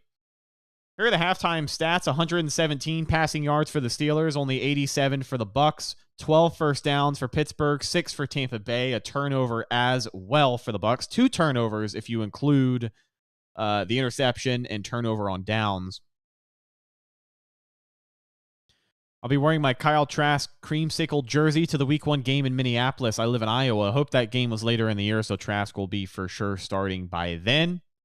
Hope you enjoy, man. Have you ever been to that stadium in Minnesota? I know it's not one of the newest anymore, but still a pretty impressive facility they have out there. It is cool to see Anthony McFarland Jr. making plays, though. Man, I thought they were saying Anthony McFarland, so lo and behold, the son of Booger himself. Couple of big plays against the Bucs, finds the end zone. Wonder if they got Booger in the house tonight. Yeah, Ben, agree. Definitely got to clean up the penalties. We can talk about how these guys have played and these interceptions and these bad throws, but you're not even going to have a chance to throw the ball and make any sort of meaningful play if you can't stop holding and making some of these boneheaded plays. 2 illegal formation penalties against the offense tonight. That was kind of odd in the beginning of the game. They call him Boogie. I like it. Boogie McFarland. Yeah, a little more agile than dear old dad, I think. No, even though I'm the only Bucs fan in a family of Vikings fans, I actually flew down to Tampa to see my first ever NFL game last season while Tom was playing. That's cool, man. Which game was it last year? I know a ticket to Raymond James Stadium was a hot commodity, especially for Brady's last season. I'm thankful I got to see a couple of them. I got to take my mom to some games. Yeah, penalties and no run game. I'm not too mad about the lack of consistency in the run game tonight, just because there's lack of consistency everywhere else. But I will say that what I have seen from Chase Edmonds has been promising. He's had a couple of big plays, even though they were brought back from penalties. He's had a couple of big runs that you like to see. Yeah, most of Trask drive started with negative plays and penalties. You're not going to help your quarterback make plays if you can't stop getting penalties. But also, what's going on with these refs, though, asks Matt Diaz. I think the jury is out. A lot of people think that they have it out for the Bucs when they play in Raymond James Stadium. And I don't know, if you believe in that narrative tonight, will certainly help your case. But the Bucs are still looking sloppy, unfortunately. You can have flag-happy coaches and still be a sloppy team. Palmer leading for the wide receiver position so far, wide receiver 4 position so far. It'll be interesting. Again, Devin Tompkins has the experience on him just because he's been here for a couple of years, but Palmer certainly having a great game tonight. The Bengals game, so the first half was awesome.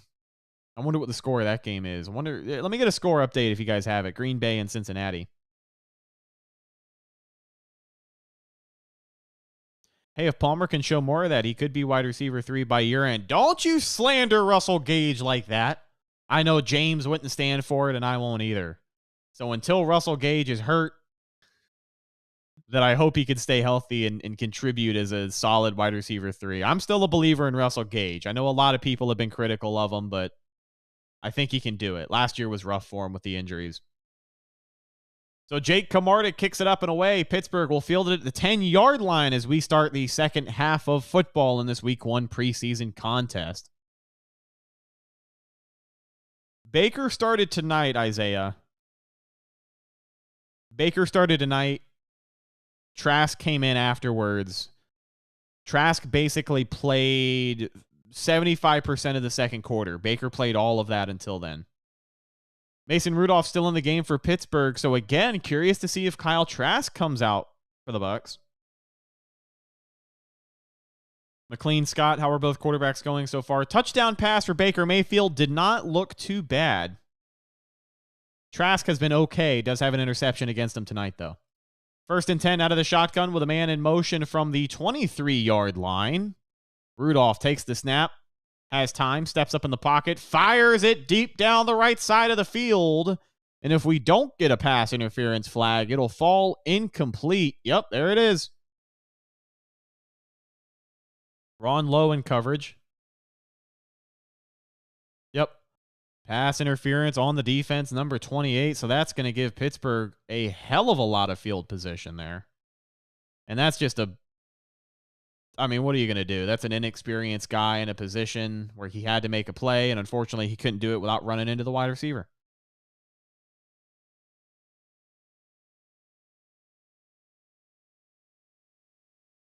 Yeah, not great. 14:48 in the third quarter now. 1st and 10 for Pittsburgh, who are now all the way down in Bucs territory from the 38-yard line of Tampa Bay. It's an offset I formation.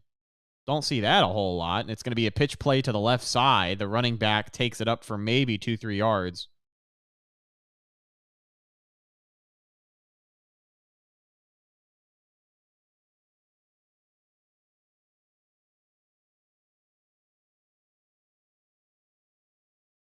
Second and 8 following the 2-yard carry. Clock will continue to roll here. 21-16, Green Bay leading. Thank you, Dion, for the score update. 2nd and 8 now. From the 36-yard line, out of the shotgun. 4 wide receiver set. Mason Rudolph fires over the middle, finds his receiver. It'll be caught for a first down. Darnell Washington. 3rd-round draft pick from Georgia, able to make the play there. Man, that guy's a monster. Even walking around on an NFL sideline, he's one of the biggest guys over there for Pittsburgh. That's crazy. 1st and 10 now from the 27-yard line of Tampa Bay. Out of the shotgun, Rudolph. It's an inside handoff to the running back who powers his way forward for maybe 5 yards. D. Delaney able to wrap him up and make the tackle. D. Delaney, Super Bowl 55 champion with Tampa Bay. People forget he was constantly in the rotation of that defensive backfield. So consider him a veteran at this point, still out there playing with this Bucs defense in the third quarter. 2nd and 8 now for Pittsburgh. Lined up on the 25-yard line. Rudolph with a man in motion. That's the tight end. 2 receiver set. Takes the snap. Has time. Steps up in the pocket. Fires to the left side. And that's going to bounce right off of the receiver's hands. Could have been a quick and easy first down conversion, but will not happen. It brings up 3rd and 7 now.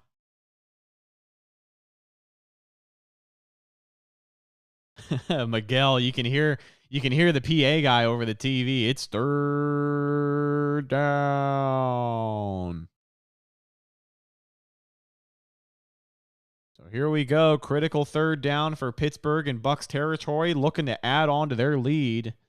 They can keep this drive alive with a conversion here from the 25 out of the shotgun. Takes the snap, has time, pressure coming, rolls out to the left side, looking to get away. Cam Gill right on top of him, and he's going to get a hand on it. That pass will fall incomplete. Cam Gill has been all over the quarterback tonight. James should be back. I think he is doing some work tonight with Pewter Report, unfortunately, so he could not do the live stream. Excuse me, not Cam Gill. Number 46, Hamill. I cannot remember how to pronounce his last name. I apologize. So 4th and 7 now. It'll be a field goal attempt for Pittsburgh. Kick is up. And it is good. Barely makes it in. Potter 2 for 2 on field goals tonight as the Steelers will extend their lead to 13 points.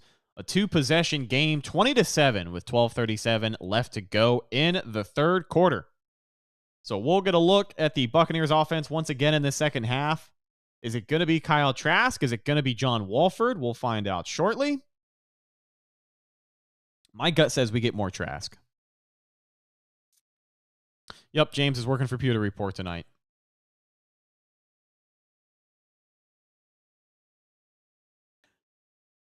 You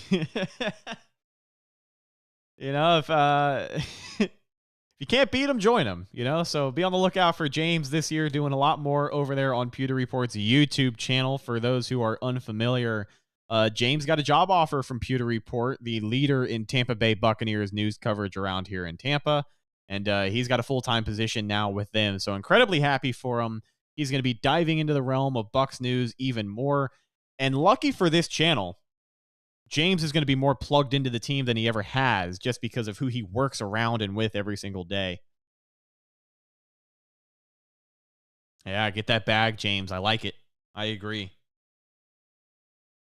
Chris says Trask needs at least 8 touchdown drives to help him look better tonight. I don't know about 8. Listen, I'll say if Kyle Trask can finish the night with a touchdown at all, it's going to go a long way about helping people forget about that interception because it was ugly. It was ugly.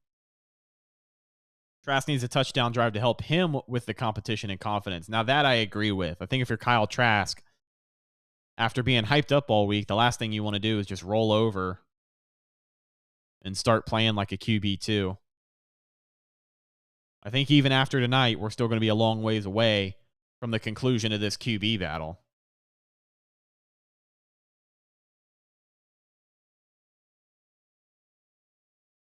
Hope the rookies and undrafted free agents make cool plays this half. It's always interesting, the skill discrepancy that you see in the second half of preseason games, you know, because some guys are playing circles around others. Other guys just look like they shouldn't even be out there. But a lot of young talent on this Bucs team this year that we're going to get a look at.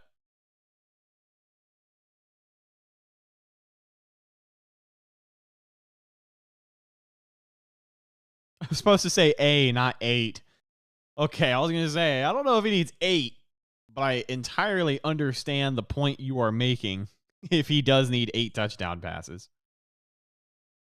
Rondé Barber Hall of Fame celebration at halftime of the Eagles game. Don't forget later this year when the Bucs take on Philly in Raymond James Stadium.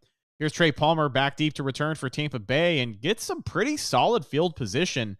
He'll be wrapped up around the 33-yard line. Here comes Kyle Trask with this Buccaneers offense yet again. Sean Tucker now joining the game, though, at running back for Tampa Bay. First time we've seen him tonight.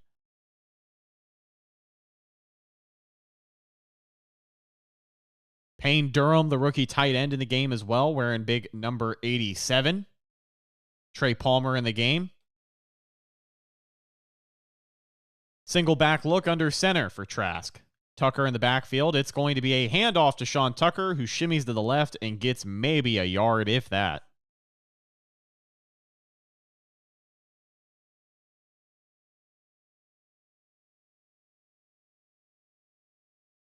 Yeah, it is a little different not seeing Jalen Darden back there returning kicks for Tampa Bay, but he was cut during the year last year. And Tompkins took over duties for the rest of the year. Trask back to pass out of the single back position, trying to get away from the coverage, making some moves, finds blockers. Oh, could have been one hell of a play there, but the pass falls incomplete. Looking for Trey Palmer. Big heads up play. The pocket collapsed quickly. Trask had to move around and try and make some things happen, but he was able to get the pass away. Oh, we got a defensive holding call. So an automatic first down for Tampa Bay. How about that? Finally get a call to go their way, and it'll be a first down for the Bucs as they avoid having to make an attempt at a 3rd and 9 conversion. 11:55 left to go in the third quarter. Kyle Trask still in this game. Sean Tucker at running back. The undrafted free agent. Trask under center with a 3 wide receiver set and a man in motion. Takes the snap.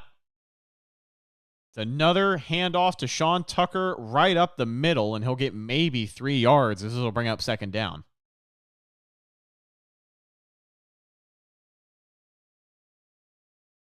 Robert Hainsey still in the game at the center position.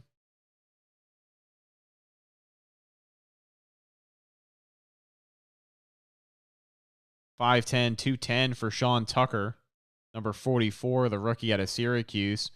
Play action for Trask. Avoids a tackler, but it's going to be too late as he goes down for another sack. And again, I will say hard to put this on Trask, at least for this drive in particular, simply because, one, he's not playing with the same offensive lineman he was in the first half, even though that was Luke Gedeke at right tackle getting absolutely torched. Man, that's not a great look. 3rd and 14 now for the Bucs. Here comes Kyle Trask again. 4 receiver set. Out of the shotgun. Running back on his hip. Takes the snap. Pressure coming. Fires. Completion to Palmer, who will be wrapped up and dropped at the 42-yard line. So they'll get some yardage, but not nearly enough to convert. It'll be 4th down. Yeah, not a good drive for this offensive line. Not a good drive for Luke Gedeke at the right tackle position, who was under a lot of pressure. There's not a lot of room for Kyle to make plays there. And kind of like I was saying, it's tough to blame a drive like that on Kyle Trask, considering he's not playing with the starters or the same group of players that Baker was at the start of the game. And it's just kind of the situation that we have seen Trask in years before, where by the time he comes in the game, he's playing with some guys who probably aren't going to be here in 3 weeks. So I'm not making excuses because he has not looked phenomenal, but these are things you do have to take into consideration.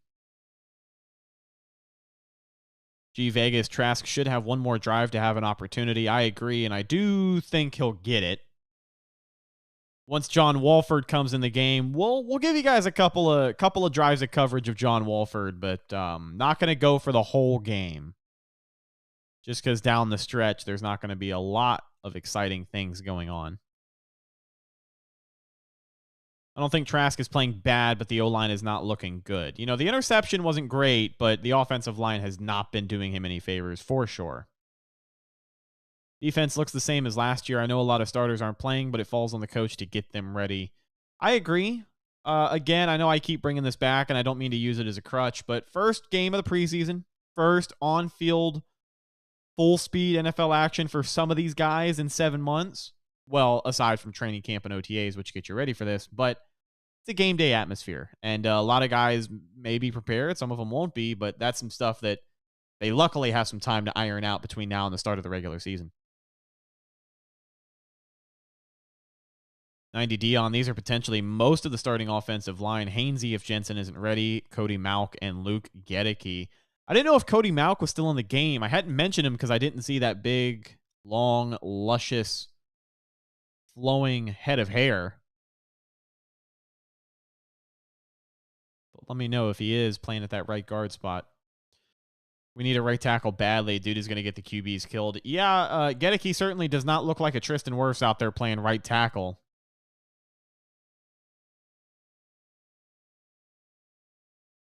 Okay, he is still in. Thank you, Dion. Appreciate that. Baker will definitely start, but I'm just convinced it's going to be a reckless year with countless turnovers and no explosive plays. Well, we'll find out when we get there, won't we? Palmer, I'm liking what I see from him. Drops are correctable, but he has raw talent. I agree. I think this wide receiver 4 and 5 battle is going to be a lot of fun to watch. It's always a lot of fun to watch those on the bubble guys because they're always playing so much harder than everyone else on the team, it seems like. But Devin Tompkins has a lot of talent. Trey Palmer so far has a lot of talent. Kalen Geiger is a guy who's made some plays. Had a touchdown pass from Kyle Trask last preseason, so we've seen him convert a couple of first downs. Can we not move Malk to right tackle? I don't think at this point that's something they're going to look to do. I think as a worst case scenario, they could leave it as an option, but I think they want Gedeke to kind of get his lumps here. Quick throw and pass now for Mason Rudolph. It'll be second and short for Pittsburgh as they take over. 9.5 minutes left to go in the third quarter.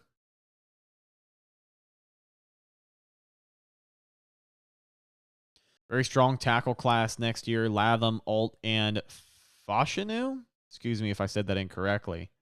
But good looking out. It'll be interesting to see where the Bucs end up. I think the Bucs are going to have a better shot at a big game right tackle at the end of this year in the draft than they are one of the next big QBs. That's what I think. Inside handoff for Pittsburgh here on the draw, and it'll be enough to get the first down. Oh, man, they're talking about the Shaq Barrett situation and the foundation, how they're expecting a new daughter. And Chris Myers said, he can relate as someone who lost a son. I did not know that. Chris Myers is a good friend of the podcast, so very tough to hear.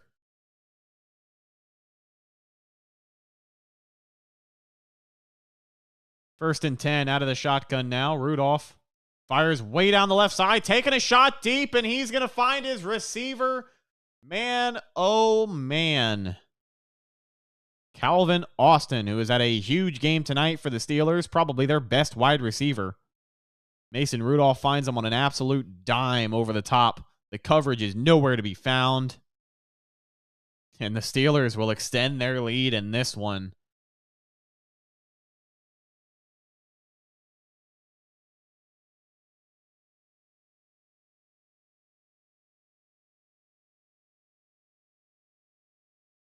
Derek Pitts, the corner in coverage, and Rondé said he kind of fell out of phase right at the beginning of the route, so not much he could do but try and catch up.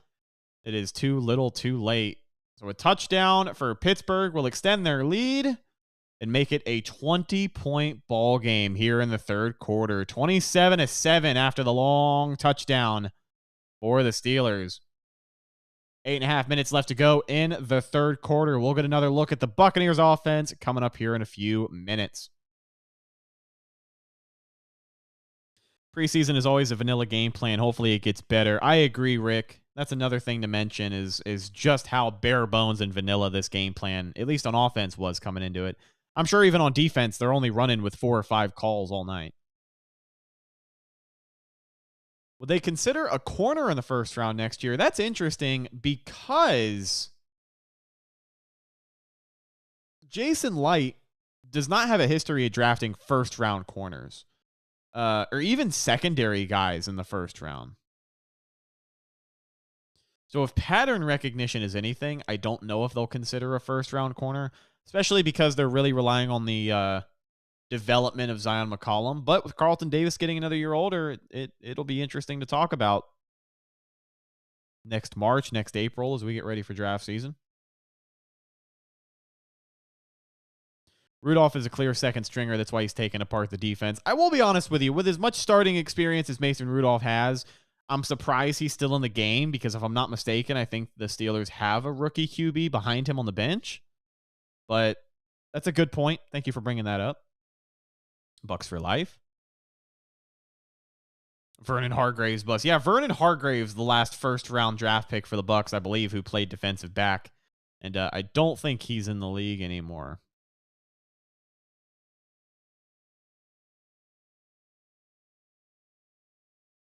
Kool-Aid McKinstry from Bama should be the best cornerback. Not sure who falls after that. With a name like Kool-Aid McKinstry. Come on, dude. I mean, that's just awesome. That's baller as hell. You know, it's given the same energy as like a Leon Sandcastle. A Sauce Gardner, obviously. Rudolph and Pickett honestly look equal to me. I kind of want to agree. I don't think I've seen enough of Kenny Pickett, but I did watch a lot of Steelers games when they had Mason Rudolph, and I can see what you mean.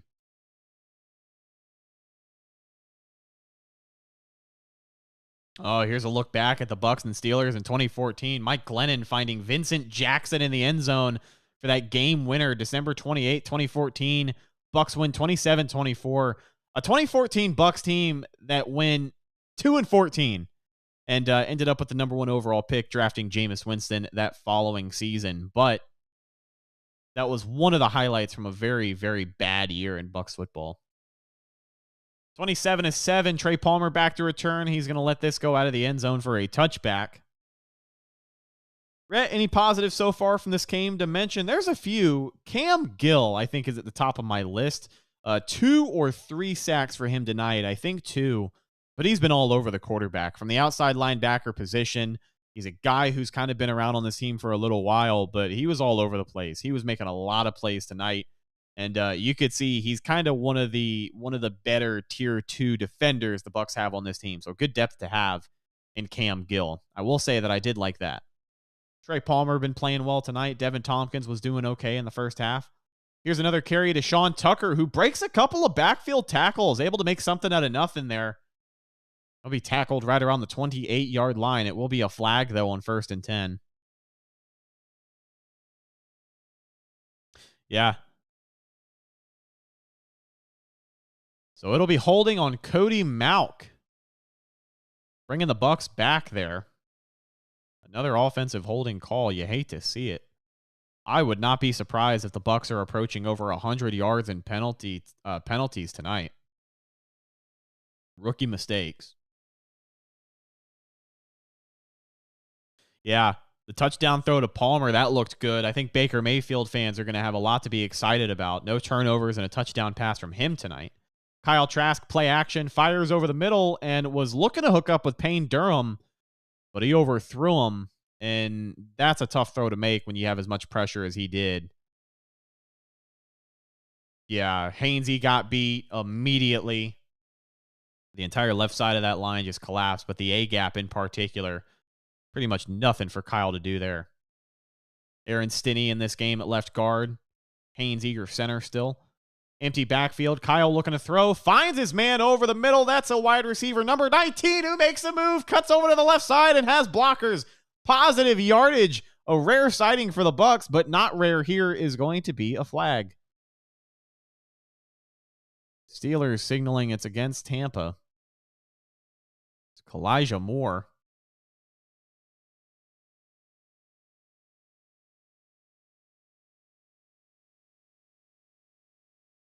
Dave Moore, excuse me, not Kalijah Moore. Dave Moore, the former Seahawk there with a big reception.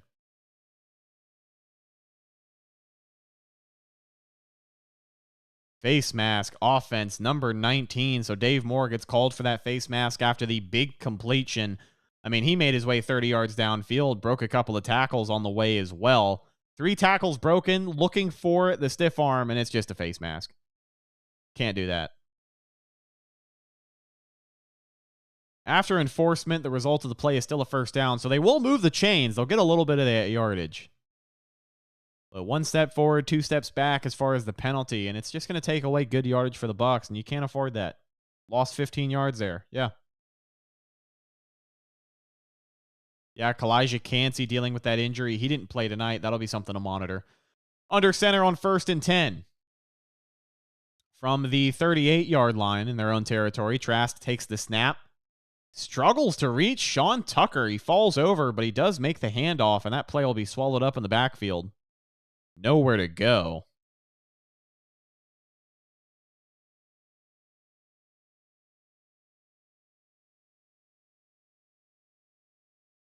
There's Mean Gene getting a look at Gene Deckerhoff, Dave Moore.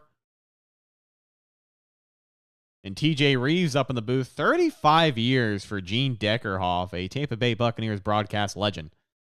Trask, empty backfield. Quick pass. Finds Geiger. Pass is complete. Making a move. First down and more. Shaking tackles all the way down to the 40-yard line. Huge gain for the Bucs and no flags so far, which is a positive sign.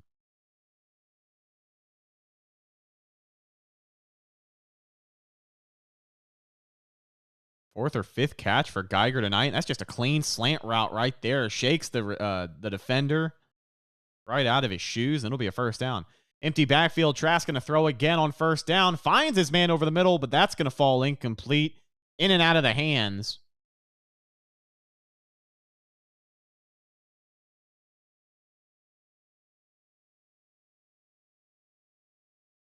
That's Cade Warner, number 85. Son of Kurt Warner in on the play. Pass falls incomplete. In and out of his hands. Not a bad throw by Kyle, though. 2nd and 10 now under center. I think Patrick Laird, the running back, now in the game. And Trask takes the snap. It's going to be a handoff to Laird up the middle. Tries to make a move to the right side, and he'll fight his way forward for a nice little gain. 5 or 6 yards there. Rookie Cade Warner, undrafted free agent out of Kansas State. 6'1", 201, making his debut tonight. And I'm sure his dad, Kurt Warner, legendary quarterback, is watching the game from somewhere. Big third down conversion now. Trask out of the shotgun on 3rd and 6. From the 38-yard line of Pittsburgh. Laird in the game at running back out of the shotgun. Trask takes the snap. Pressure coming quick. Has to step up in the pocket. And he's going it nowhere except for down on the ground. Another sack. That's Herbig from the linebacker position. Man. Luke Gedeke just beat again. He's getting beat like a drum tonight. The right side of that offensive line has not looked great. 4th and 12. Do you think we're going to bring back Logan Ryan? I think we're going to need him to play cornerback. I don't know. He was a depth guy last year, already kind of an older veteran player. I think he could be one of those corners who signs with someone in the middle of the season, kind of like Richard Sherman did with the Bucs a couple of years ago. But I don't know if the Bucs are going to bring him back at this point. 4th and 12, kick is up and away. Great kick by Camarda. It'll be fielded at the 15-yard line.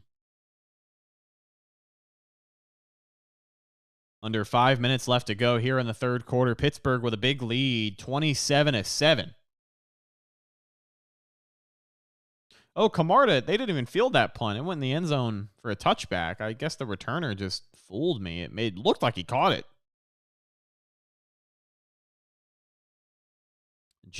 Vegas Gedeke will be a huge liability again to the offensive line.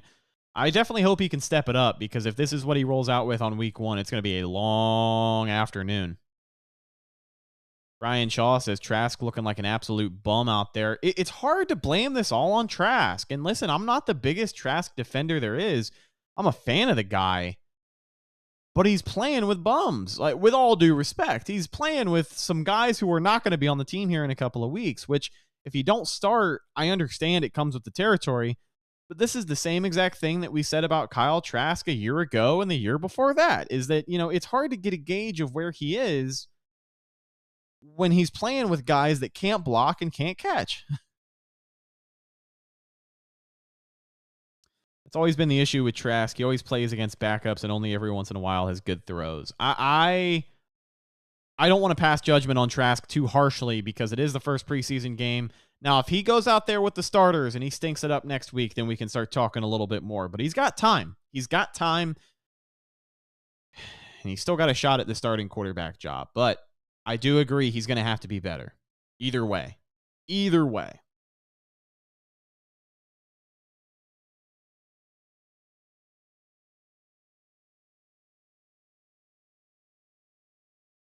But then again, the defense is also third and fourth string. It's even.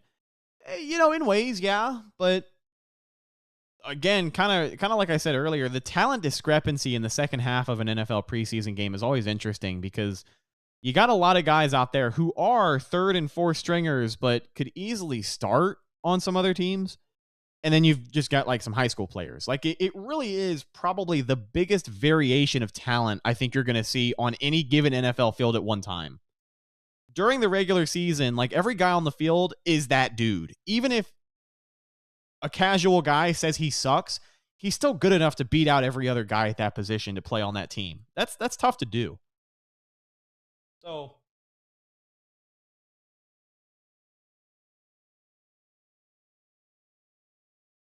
I'm being facetious, DJ. I don't literally mean there's high schoolers out there. Tanner Morgan in at quarterback now for Pittsburgh, so it looks like Mason Rudolph's night is done.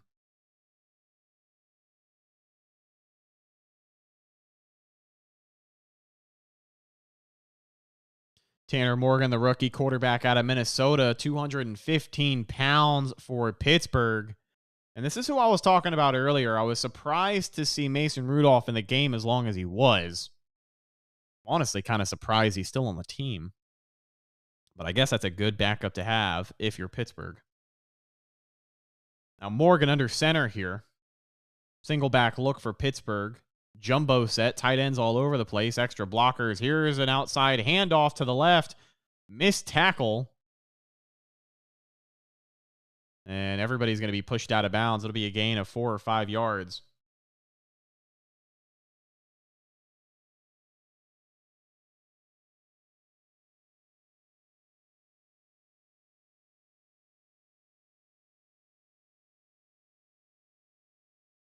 Zion McCollum, as we talk about some things that looked good tonight. I know Zion McCollum did have the mental mistake on the rushing touchdown, but he did have a big interception tonight. His first professional interception in his career, and the first preseason interception for the Bucs since 2022. Out of the shotgun here, it's going to be an inside handoff once again. Will Golston able to make the play in the backfield. Will Golston still in this game, getting some reps. I know he's a veteran, but he didn't sign with the team until a couple of weeks ago, so he's kind of just catching up with the guys who have been there since the beginning of training camp at this point. That's the only reason I can think of him still being in the game. I want to see John Wolford, says Matt Diaz. I agree. I would like to get a little bit of John Wolford coverage before we wrap up the live stream here. Sometime in the fourth quarter, I think we're going to wrap this thing up. 3 minutes left to go in the third. Morgan takes the snap out of the shotgun. Pressure coming and a big stop there for the Bucs. Kendrick Whitehead Jr. able to make the play. Zone coverage able to come down on the receiver in the flat and just shut him down. So it's a gain of 2 yards, but not enough to move the chains. 4th and 3. Here comes the punt team for Pittsburgh. Good tackle by Whitehead.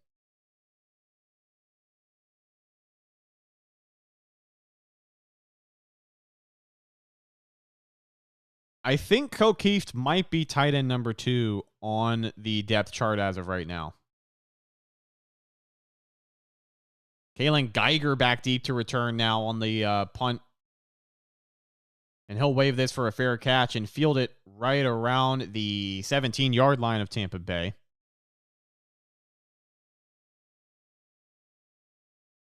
Yeah, good point.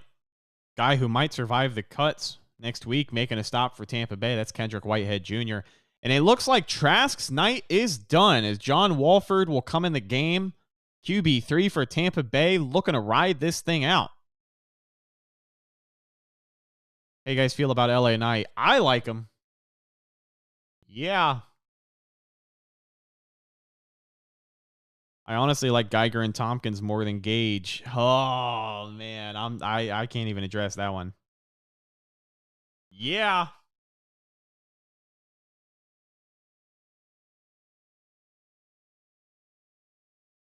John Wolford, number 11, comes in on 1st and 10 now under center. I think Patrick Laird's still the running back in this game.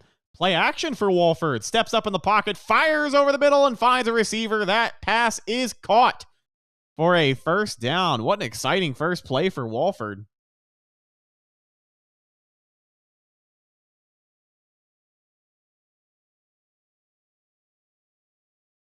Canales had a lot of good things to say about Wolford. Says of the 3 quarterbacks, he runs this offense the best. So that'll be interesting. I don't think people give Wolford enough credit here.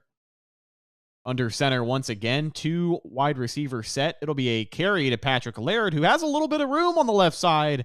Powers ahead for about 4 yards, bringing up second down. Yes, Whitehead did play tonight. He just made a big play on third down to wrap up the drive for Pittsburgh a few minutes ago, Willie. Unleash the wolf of Walford. I like it, Joey. Here's Walford under center again. 2 tight end set, 2 wide receivers, and a single back. A minute left to go in the third quarter on 2nd and 6. Walford takes the snap. Play action again, rolling out to the left side. And he's going to just run out of bounds. Maybe loses a yard, but gets back to the line of scrimmage. It'll be third down. You're good, Willie? Dude, trust me, these names get hard to follow this late in the game.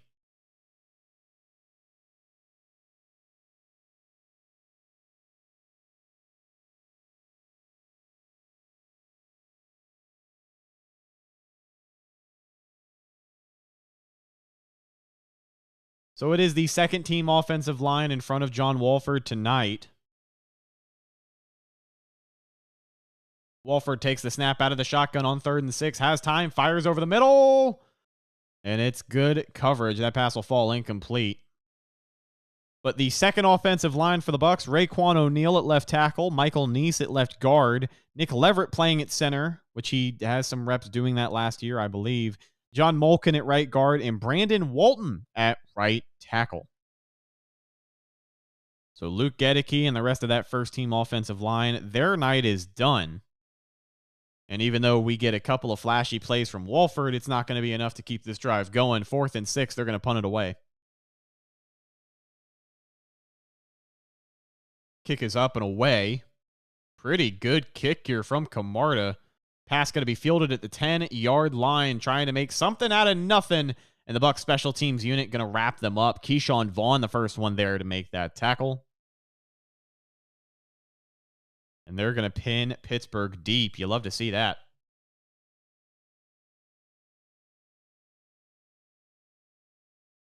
You know, the play calling tonight, DJ, is not going to be any different than really anything else any other team is doing tonight, just because there was no offensive game plan this week. There's not. It's the first preseason game. Obviously, you're shaking off of the ring rust. First-time play caller and Dave Canales. You want to see how these guys play. So they're not really bringing anything interesting into the fold tonight as far as play calling goes. By the time the third preseason game comes around, though, I would expect to see a little more creativity. It's going to be a handoff to Greg Bell over the left side for Pittsburgh, and he'll go nowhere. End of the third quarter now in Tampa Bay as these teams will change sides. Pittsburgh up 27-7 over our beloved Buccaneers. And most of your starters, well, all of your starters are done tonight. Even the second string guys are done tonight. John Walford in, the second team O-line.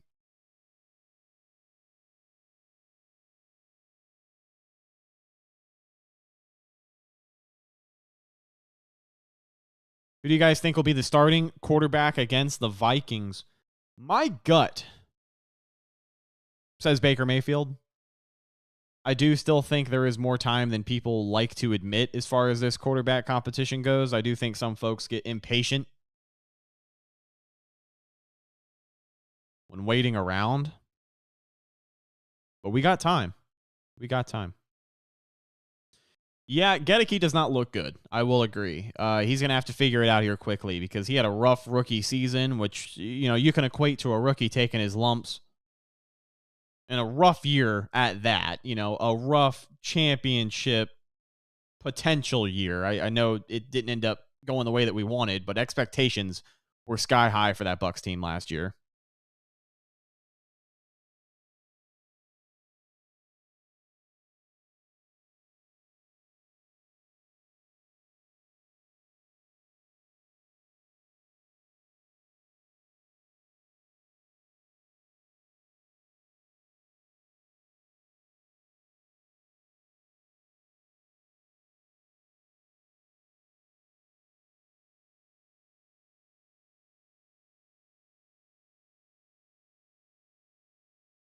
Yeah, I don't mind the rookie struggles, but struggling against backups isn't good. You are right. Yeah, not a good look for Gedeke at all.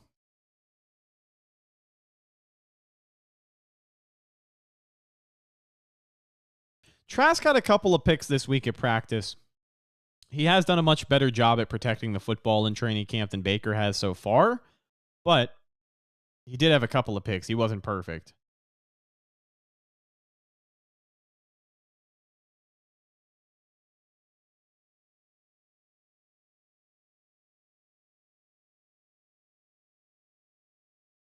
Trask honestly doesn't fit this swinging play action type of offense. To be honest with you, I don't know if he had much of a chance tonight.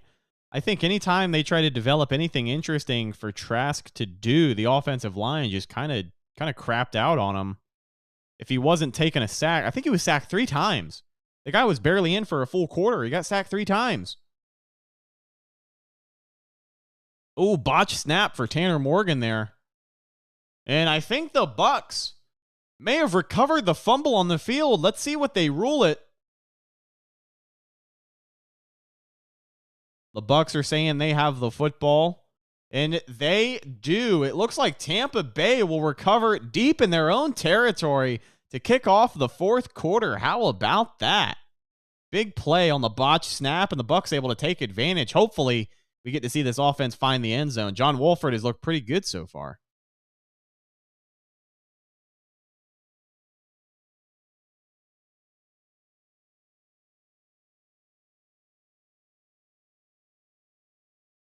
CJ Brewer from Coastal Carolina able to make the play. Big number 62 at that defensive line position. I get what you mean, Dub. They've been praising Trask for his mobility in camp, and they say he looks slimmer, but I'll believe it when I see it. 1st and goal now for the Bucs. First time in a while they've been this close to the red zone.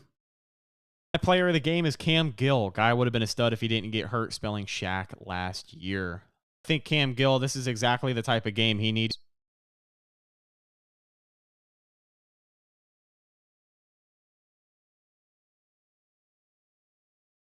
Have I slighted you, William? I apologize. I don't mean to not respond to you. I see that you said, hey, hello, how you doing, man?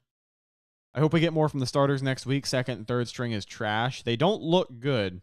They definitely do not look good tonight, but seeing Kyle Trask with the starters next week is going to be different.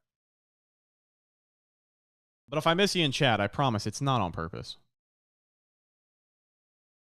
I really hope Gedeke doesn't make any other backup edge rushers look like Aaron Donald. Yeah. Yeah, no kidding. Who are the Bucs taking in the 2024 NFL draft? Too early to tell. Too early for me to tell.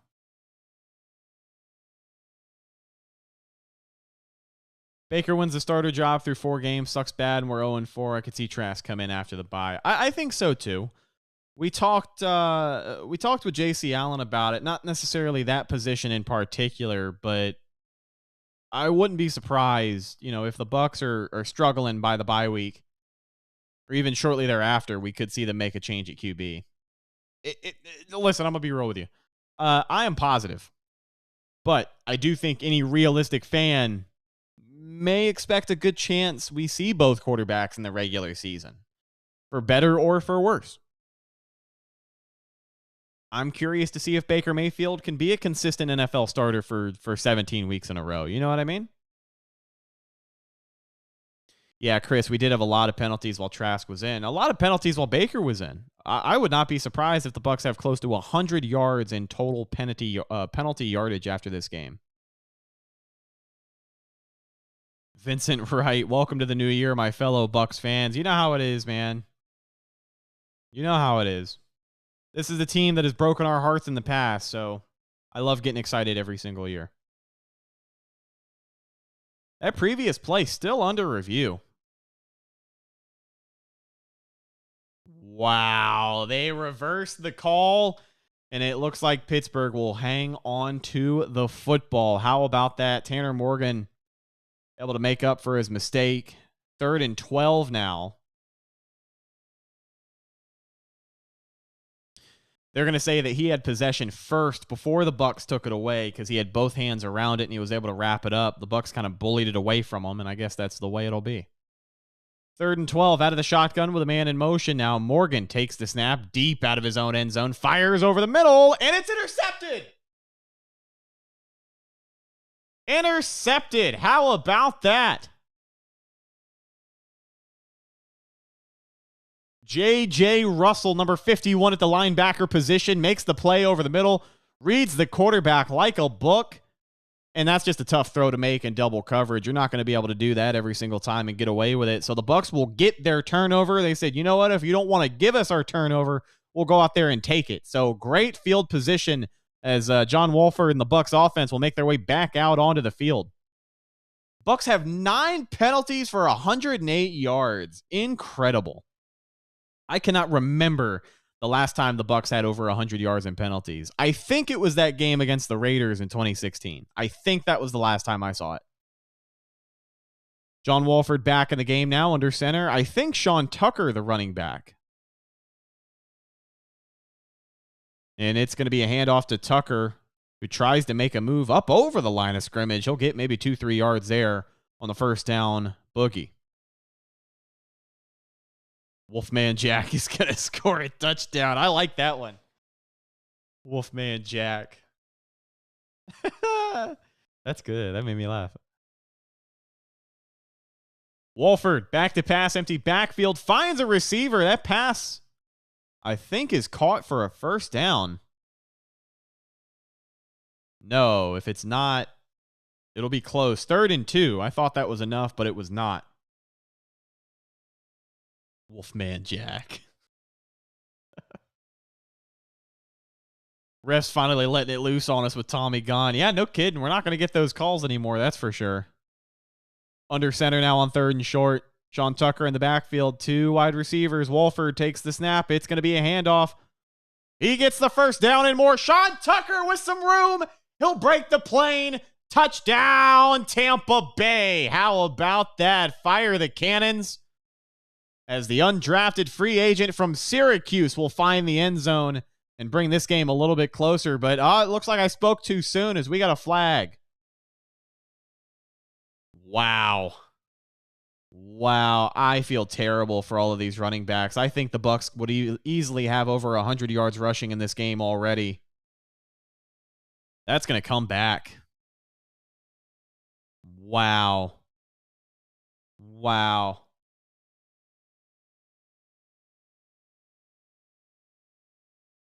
Nick Leverett. Man, oh man, these penalties have just been brutal. 3rd and 7 now for the Bucs. They will take over the 17-yard line. They're going to have to redo their efforts here. Out of the shotgun. 3 wide receiver set with a tight end. Running back Patrick Laird in the game. Wolford takes the snap, drops back to pass, has time, steps up in the pocket, fires to the left side, overthrows his receiver. Not sure where he was looking there, but nobody was ready for the football. And it'll be 4th and 7, so the Bucs will have to settle for a field goal attempt. Man. Yeah, Tampa really trying to set a preseason penalty record. You're not wrong. Here comes Rodrigo Blankenship, the Rod God himself, former kicker out of Georgia in his 4th season. Things fell apart up there in Indy. Kind of bounced around since then, but he is now actively in a kicking competition with Chase McLaughlin down here in Tampa. And kick is up. It is good right down the middle from the right hash. Blankenship, his kick is good.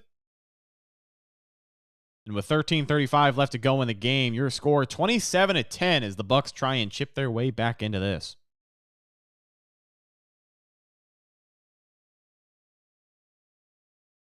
It's not a bad thing to consider there, Bryson. Need to put refs on our training camps. There is going to be some joint practices on the schedule for Tampa Bay this week. And if I'm not mistaken, they usually have some officials out there. So if Todd Bowles does not let this team know about their penalties before then, the officials will definitely let them know at practice this week. Even though the touchdown didn't count, we do know what Tucker can do with the ball in his hands. It's still encouraging. I agree, Willie. Great point. Followed his blockers well. Good vision. And he's got a pretty good ability of, he did get blown up in the backfield a few times, but if he's looking at a 1-yard gain, he can shake and bake, fall forward, and make it a 3-4 yard game. And that's going to go a long way. I think that's good to see. Here comes McLaughlin ready to kick this thing up and away. It'll be fielded out of the end zone by Pittsburgh, up across the 15-yard line, trying to break some tackles, and the Bucs special team's going to wrap them up. Good coverage there as they drop him at the 16-yard line.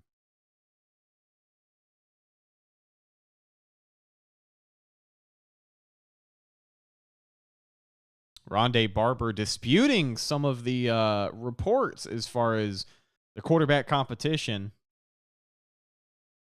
Still says he thinks it is fair and open. And under much different circumstances, we'll get a better look at Kyle Trask next week, hopefully. Refs are trying to get midseason form as well, getting too tick-tacky. Here come the Bucs on defense. Tanner Morgan in at quarterback, out of the shotgun. Quick pass to the left, and he's going to overthrow his receiver just a bit.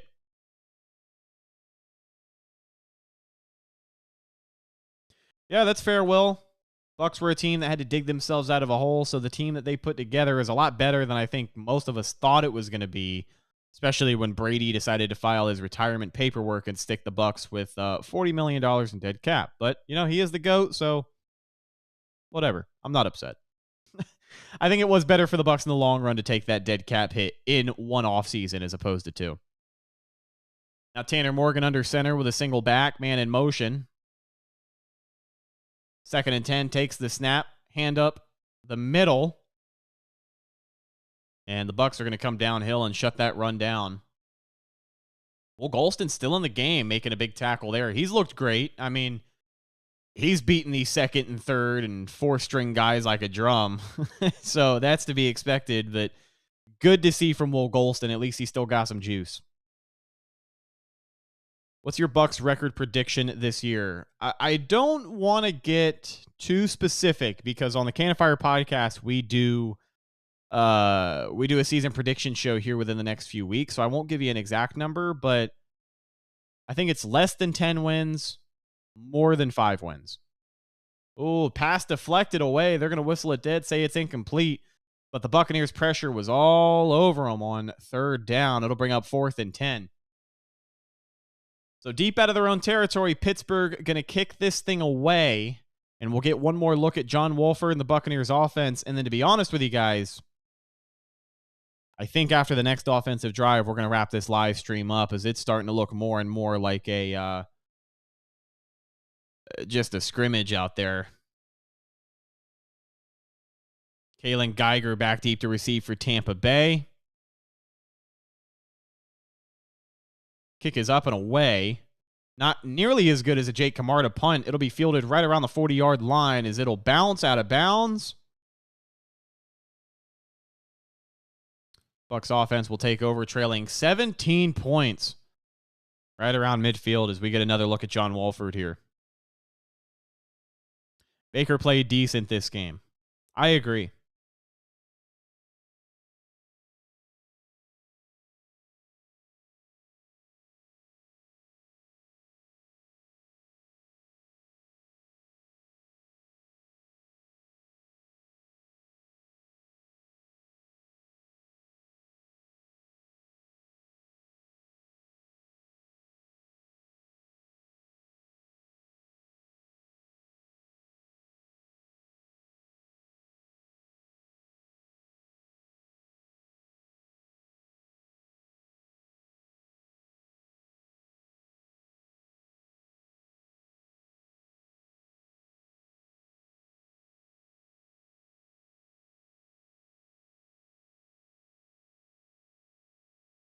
Wouldn't that be something if we got Arch Manning when he's ready for the draft? That would be crazy, but that's what, 4 or 5 years from now, I think? Maybe 3 years from now. 2-3 years from now. Getting sloppy out there on both sides. August football, baby. August football. Willie, the moderator, holding it down. I appreciate you, buddy. Please subscribe to the Cannon Fire podcast if you haven't already.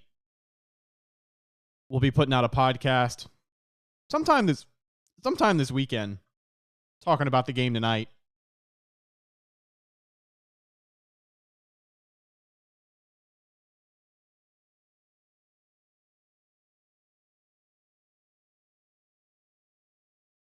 Checking in on the Packers and Bengals. That game's still going on.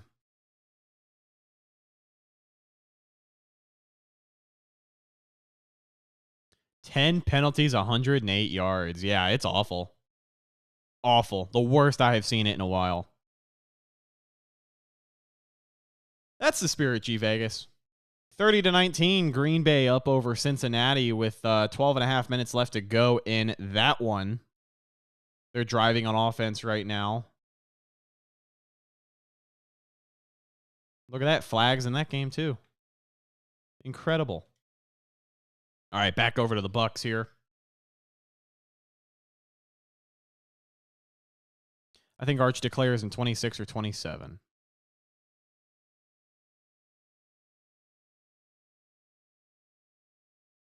I bought my son his first Bucs jersey today. Almost cried. He's 5 and he looks good in Levante David's jersey. Win or lose, I love the Bucs. Glad to hear that, Will. Go Bucs, man. We've seen a lot rougher seasons than the one that we are in store for. What color jersey? I know you got some options now. Did he get the red, the white, the pewter, the creamsicle? I still need to get my hands on an updated creamsicle. I've got an older Mitchell and Ness Warren Sapp.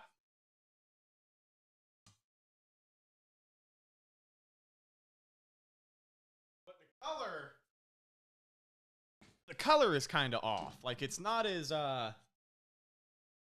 what's the word I'm looking for? It's a little more yellow and less orange than the new creamsicles. You know what I'm trying to say? But I need to get a modern, I need to get one of the new creamsicles. They're tight, man. 1st and 10 now for John Wolford under center. Sean Tucker back in the game at running back. Man in motion. It's going to be a play action. Double play action sweep.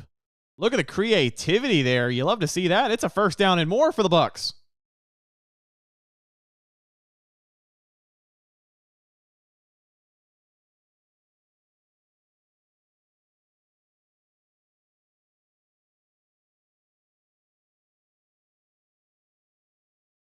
Number 17, Barber, the wide receiver. I'm forgetting his first name right now, so forgive me. Tay Barber, there it is, wide receiver from TCU, 5'9", 182 pounds, the undrafted free agent rookie, making a great play to move the chains. Running clock, man in motion, 3 wide receiver set, and it's going to be a handoff to Sean Tucker, who stutter steps behind the line, but able to fall forward for 2 or 3 more yards. It'll be 2nd down. The game I really want the Bucs to win this year is the Lions because the creamsicles are back. I agree. I think that'll be tough to lose. It's going to be tough to watch them lose in the creamsicle, but, I mean, it's nothing we're not used to, you know? I know, Dub. I kind of thought the same thing, but Russell Gage wearing number 3 now, believe it or not. And Will got the red one. Can't go wrong with that. The classic red and pewter. One of the best jerseys in the NFL. Play action for John Wolford on 2nd and 7. Finds his running back, Sean Tucker, with an acrobatic catch over in the flat. Tries to get away from the defender, but not enough to move the chains. It'll be 3rd down now as the clock continues to run. Tucker will come out, and I think Patrick Laird will substitute in.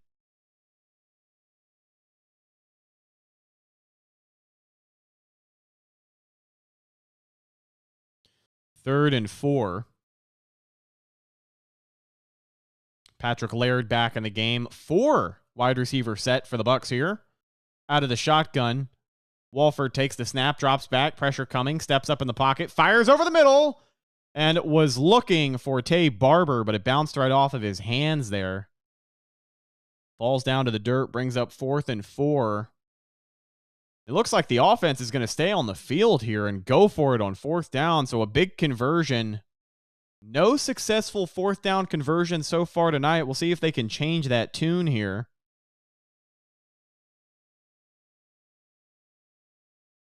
Out of the shotgun, Wolford takes the snap, fires over the middle, finds Barber in and out of his hands again. Man, not a good look for Barber. 2 passes in a row hit him right in the hands and bounce right out. So it'll be a turnover on downs, and Pittsburgh will take over. Got to catch it. I mean, there's nothing else to say. You got to reel that one in. How's the play calling on offense? Very bare bones and vanilla tonight. These quarterbacks, they were just saying on the TV broadcast, the quarterbacks don't even have wristbands as far as like QB play wristbands. They don't even have those. So they're kind of just winging it. So, pretty base vanilla concepts as far as offense goes. Nothing too creative. Giovanni got a Mike Evans pewter jersey. Nice, man. I got a red Mike Evans jersey. That was the last jersey I bought, was a stitched Mike Evans.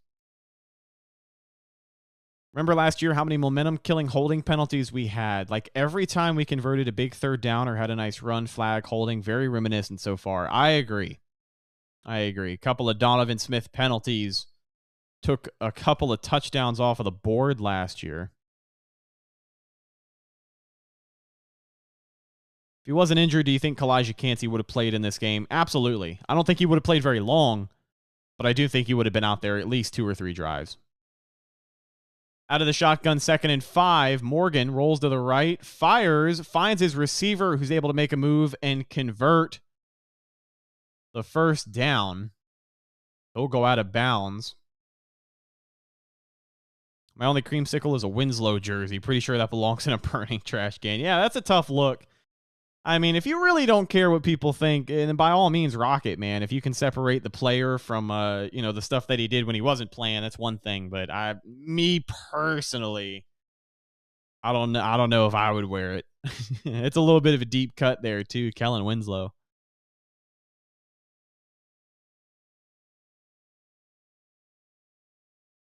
It's going to be an inside handoff again for Pittsburgh. The back breaking a couple of tackles, but only gets a yard. Clock will continue to roll. 8.5 minutes left in this game. There's rookie Logan Hall. Pat O'Connor, Will Golston on the sideline. I think those guys are done for the night, but they do have helmets on still, so maybe they get subbed in at some point.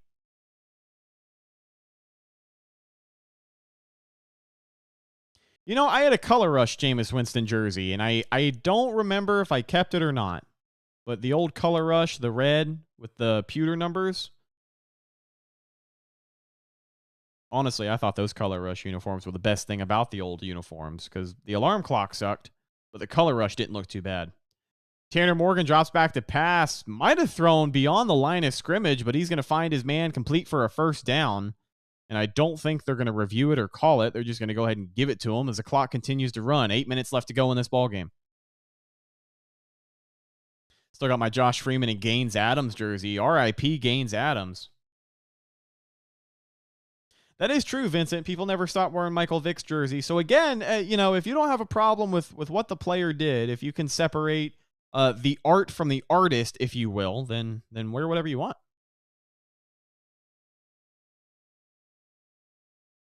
Under center, Tanner Morgan with a wide receiver. It's going to be a jet sweep for Pittsburgh, and that goes nowhere. That play is going to get shut down. They'll lose 3 to 4 yards on it.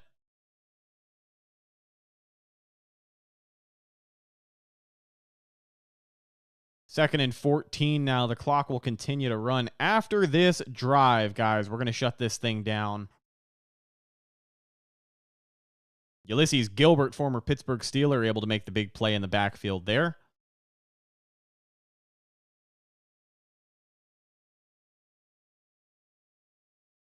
Second and 14 now. Under center is Tanner Morgan for the Steelers with a man in motion again. That's the tight end. Takes the snap. Run to the left side. Breaks a tackle, and he's not going to get past the second wave of defenders. It'll be a gain of 1.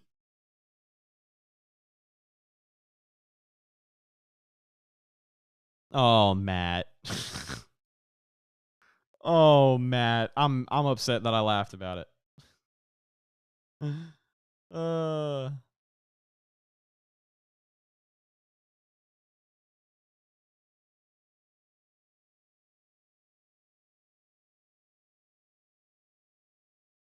3rd and 12 now out of the shotgun for Tanner Morgan and the Steelers. Takes the snap, drops back, looking to pass. Pressure coming. Is he going to get away? No, he's not. It's a strip sack, but the Steelers able to recover. That ball popped out. We do have a flag. Offensive holding. So the penalty will be declined, and they'll wind up with a pretty big loss. I think over 10 yards lost on that play. But a forced fumble.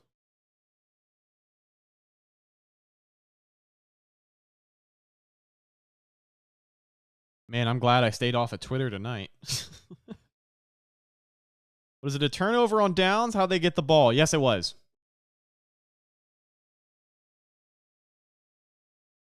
They went for it on 4th down and did not get it. So on 4th and 33, here comes Kalen Geiger to return it for Tampa Bay. There's a flag down, and he's going to let it bounce. It'll be fielded inside the 10-yard line, so not a great bounce. Or a decision by Geiger to not field it there, but we got a flag. Let's see what it is.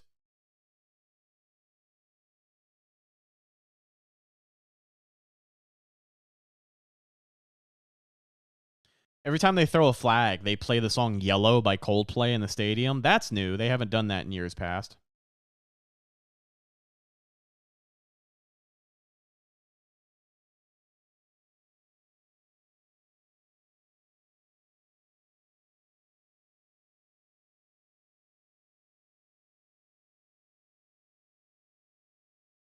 So they called a penalty on the offense and the return team. So I'm not sure if both of those were on Tampa Bay, but at least one holding call was. Interesting. I try not to put too much stock into the first preseason game. Arguing whose backups are better is like blind people arguing over their whack-a-mole scores. That's good, Matt. You got the zingers tonight, buddy. All right. I know that I have said we're going to wrap up this stream a few times, but I want to get one last look at John Wolford here. And then after this drive, we'll go ahead and wrap it up.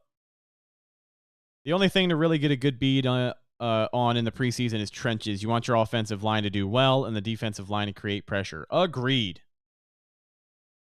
Agreed. Let me put this jersey back. Hold on. Still got it sitting here with the hanger and everything.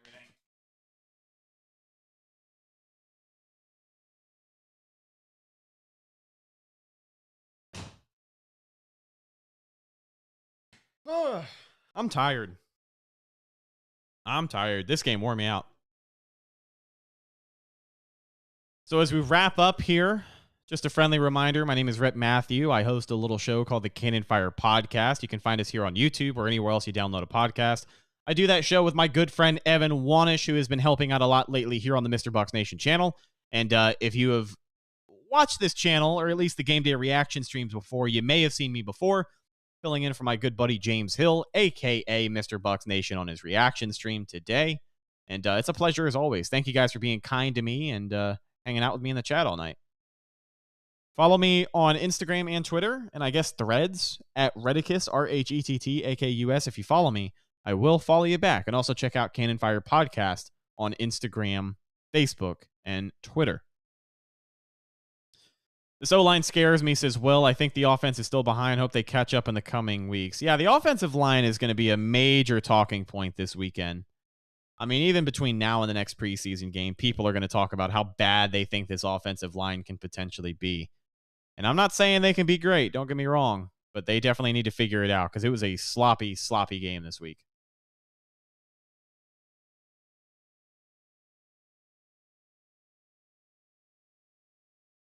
Go Bucs, Gio. Thanks for hanging out, bud.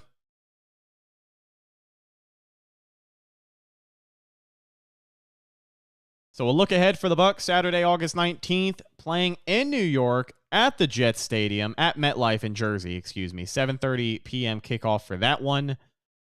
Maybe we see Aaron Rodgers, but I don't think he takes any preseason snaps. Maybe. 27-10, 5:41 left to go. Wolford from the goal line. Quick pass to the right side. Finds his receiver. That's Cade Warner, who makes a move for the first down and a little bit more. Great heads-up play on the short pass. And a little bit of breathing room now for the Bucs getting out of their own end zone. Yeah, Cade Warner, nice nifty move, picks up a block. It's weird seeing a number 84 out there that isn't Cam Brate. Yeah, we're not going to see Rodgers, I don't think, Matt. Under center is Walford. Single back look. Tight end in motion, 2 wide receivers. Play action, looking downfield. Looking for Patrick Laird and just cannot connect. He was open in the flat as a dump-off option. And they cannot hook up. 2nd and 10. Appreciate you being here, Dub. Thank you, bud. If all the starters played this game, do you think the score would be closer? If all the Bucs starters played this game up until this point, the Bucs will probably be winning. Yeah, I hope they get grilled for those penalties. It was absolutely inexcusable tonight. Over 100 penalty yards is just awful. Awful. Walford under center. They're going to whistle this play dead. Delay a game? False start. Offense, number 61.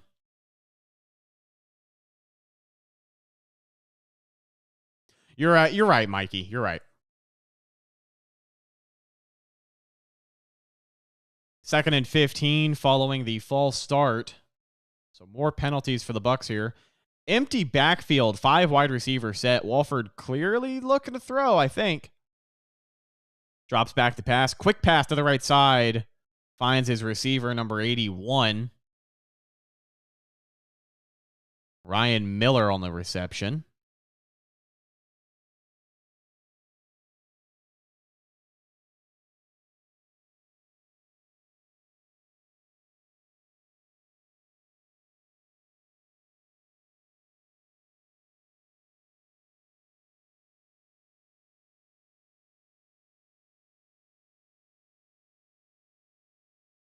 Third and 7.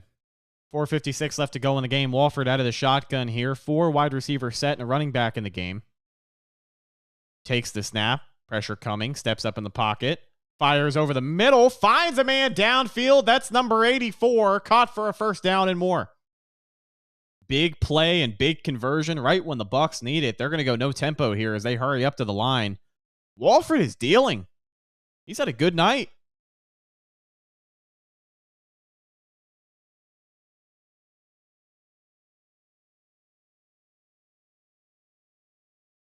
Tanner Tala is the big tight end wearing number 84 on the reception there. 2 wide receiver set. Play action rollout here for Walford. Pressure coming. Has time. Tries to get away from a defender. Does. And he's going to keep it and run. He'll pick up maybe 2 yards. Good mobility there from Walford. Only had 1 guy to shake, and he was able to do it, which you like to see, in a positive gain of yards. Man. Walford looks kind of good.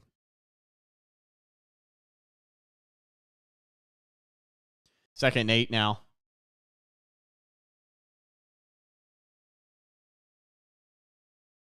Two wide receiver set, single back look. Walford takes the snap. He's going to hand it off. That's Ronnie Brown. Some of his first action in the game tonight at running back.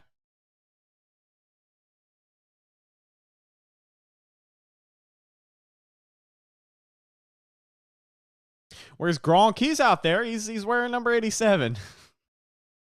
He's out there. Walford is in that position where he knows he can't advance and he can't get fired, so you kind of get to see him do whatever the F he wants. Yeah, he knows he's the closer, but he's definitely got some poise to him. He doesn't look as panicked playing, behind a makeshift offensive line out there. Out of the shotgun now, looking to throw again as Walford steps up in the pocket. Finds his receiver again. That's a big tight end, number 89. A huge gain. That's Wells on the throw and catch there. Joined the practice squad last year for Tampa Bay.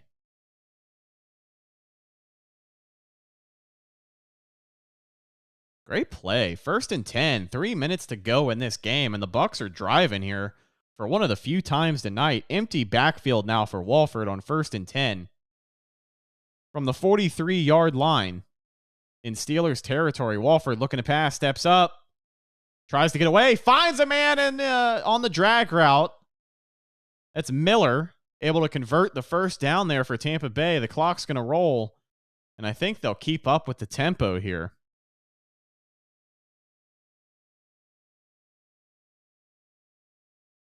First down, Tampa Bay. How about that? 2.5 minutes left to go.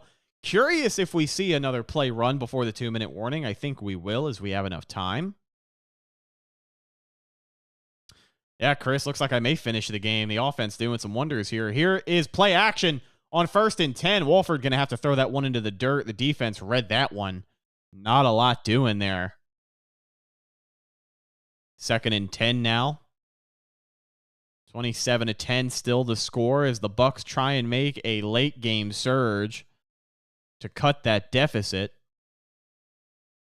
Wolford's ready to go, man.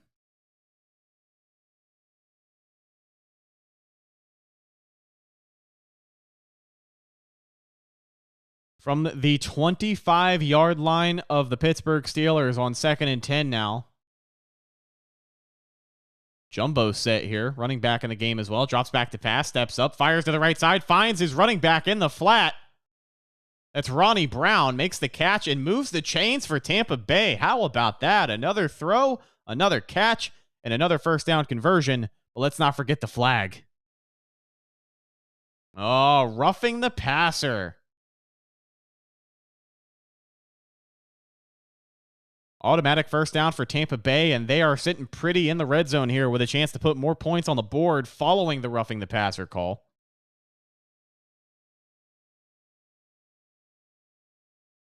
Dude, I listen, I know we've said it all night. I don't want to put too much stock into the first preseason game of the year because people do love to overreact, but damn, dude, Wolford does look not too bad. He's making good reads, good decisions with the football so far. Under center, single back look, quick throw and pass here, and that's going to be deflected. Almost intercepted. 2nd and goal. 2:07 left to go in the game as the clock will stop. We'll get another play before the 2-minute warning. Yeah, when you're this close to the red zone, it's almost inexcusable to not punch it in from this point. And we know the red zone woes are something the Bucs had trouble with last year. 2 fouls on the play. 12 men on the play. 12 men on the field for the defense. Penalty is declined. Offsides on defense. Penalty is accepted. Half a distance to the goal. Replay, first down. So a couple of positive penalties for the Bucs. It's been a sloppy game for both sides tonight.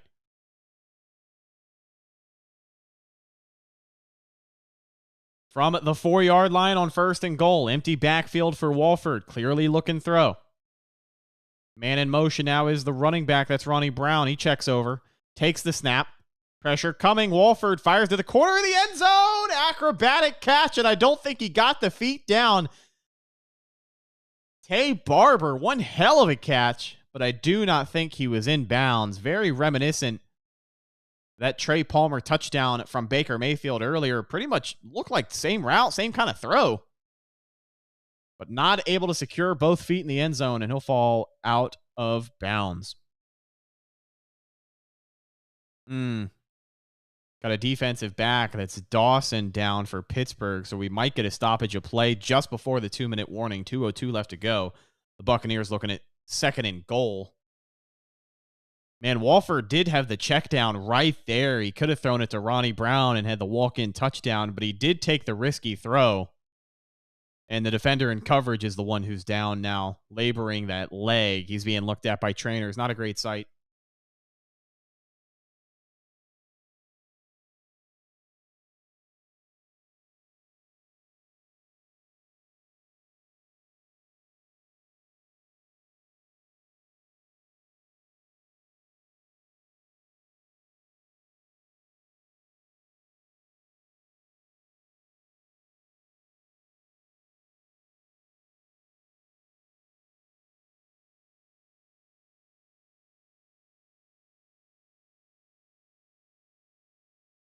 Man, still down on the field. You hate to see this.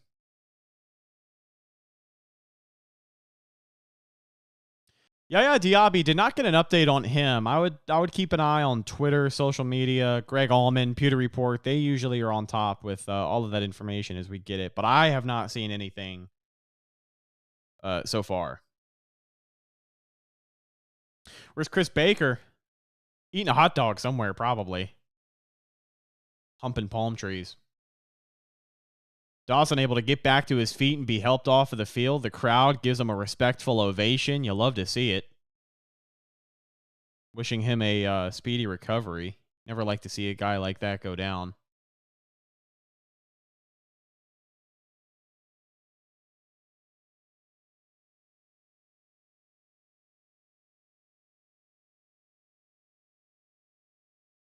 Duke Dawson, number 33 for Pittsburgh. Obviously hope he's okay as he's carried off the field. And Wolford and the Bucs get another crack at the end zone here on 2nd and goal. 2:02 left to go in this game. Out of the shotgun now, jumbo set.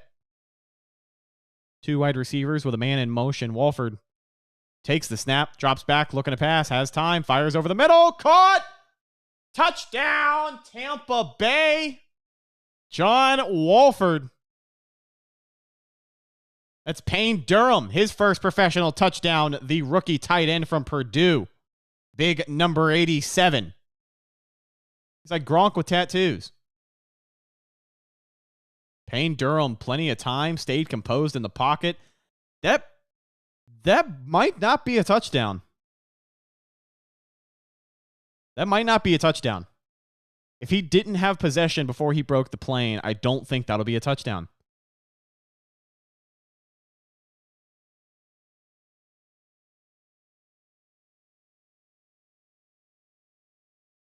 Inflicting some pain. I like it.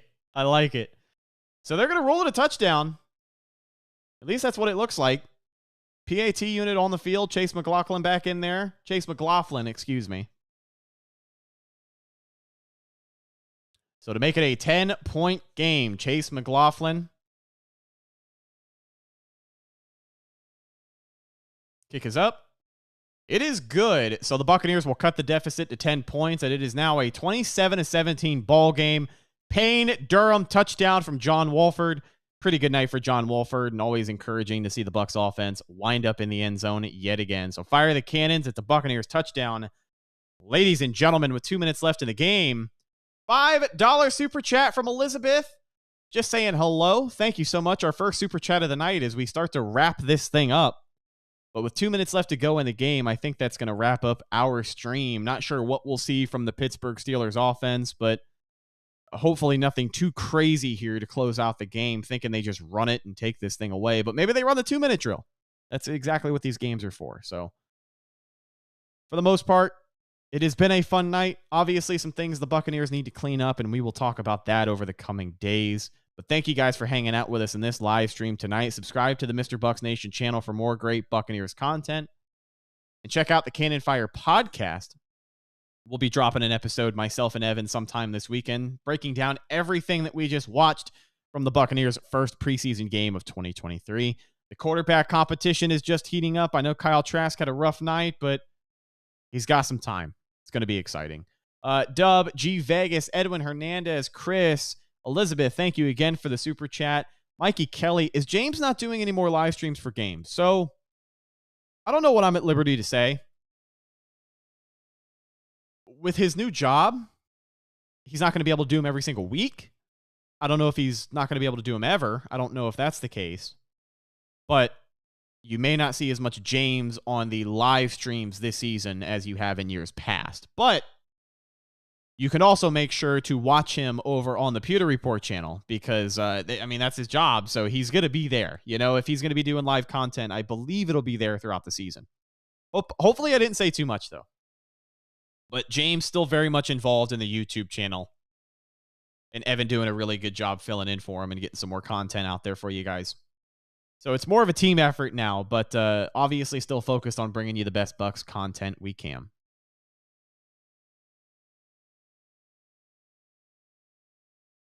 Big DJ Flip, what did I miss? 27-17 ball game. Got some highlights, some lowlights, plenty to be talked about for the rest of the weekend, but Buccaneers football is back. And if you expected August preseason football, then that's exactly what we got. Also, DJ, shout out the Wolfman, bringing us back. John Wolford to Payne Durham, the late touchdown to get some people excited as we wrap up the stream. Thank you guys again for hanging out with us. I will talk to you next time.